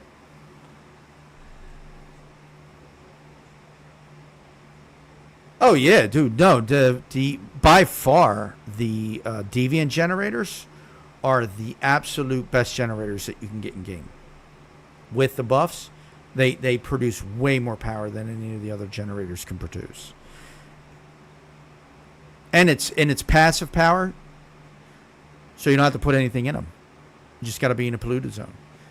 But that's why I'm going towards advanced solar panels more frequently now, because I wind up getting the buff for, or I wind up getting the mimetic for it, the specialization, and it's just passive. You don't have to do anything. You can leave it there. Like my bases on my first level 50 characters are probably doing so bad right now. Everything's probably decayed because I was running bio generators. But my last bases were advanced solar power. My last level 50 bases were advanced solar power. And I can go back at any time and everything's still running with no problems. So that's what I like about it. You know, it would have been, if I could have survived in a polluted zone without getting irritated, I would have definitely done a polluted zone just for the deviated generators alone. And the acid, of course, the passive acid. But I tried it once to do the passive acid in the third beta 3, and I didn't like it. I was making somewhat decent acid, but back then you couldn't connect anything to the barrels. The barrels, even when you place the stuff in the barrels, if you logged offline, you come on the next day and your acid wouldn't have been working. It only works when you were online. They fixed that problem, by the way. The barrels now work offline like they should. And that was my biggest gripe with that. So I was always stuck with that with that right there. And I just didn't, and I always have people tell me, you got to go to the polluted zone, and I'm like, nope, nope, nope, nope, nope, nope, nope. You don't want me in a polluted zone. You think I get angry at shit now? What the hell? You put me in a polluted zone. Me and you weren't going to be friends anymore. I used to tell people, I'm not going there. Nope. Not going to be buddies. Trust me. Gotta make some of those. Spring Lakes.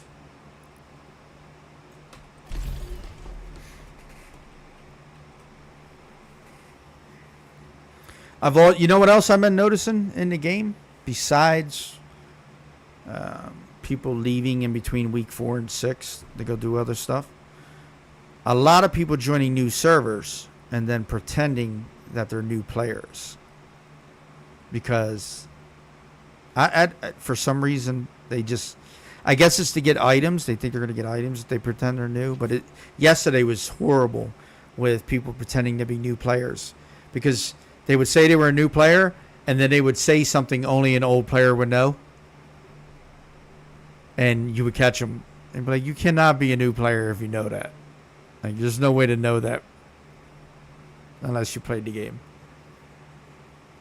I was catching people left and right yesterday on this server that were old players pretending to be new. All right, well, ladies and gentlemen, whatever you are, I'm getting off. I don't want to hurt anybody, say anything wrong, but I'm going to be getting off, and I'm going to get something to eat. I'll probably be back on in an hour or two. But I do appreciate those who commented and shared in my love of video games. Subterfuge, yeah, you get a lot of that, brother. Video games. Again, I do appreciate everyone that engaged in conversation with me. It does make me enjoy streaming more when I get to engage with you guys. So I do appreciate you, and those who couldn't engage and those that I missed. And you might see this later. I really do apologize. I do have 3 screens, and I have my other 2 chats open on the other screen. So sometimes I don't look at it because it's to my far right. And I apologize if I didn't get to you or didn't answer a question that you had asked. But to everyone else, thank you very much again, and I'll be back on. So much love. Be safe. Take it easy.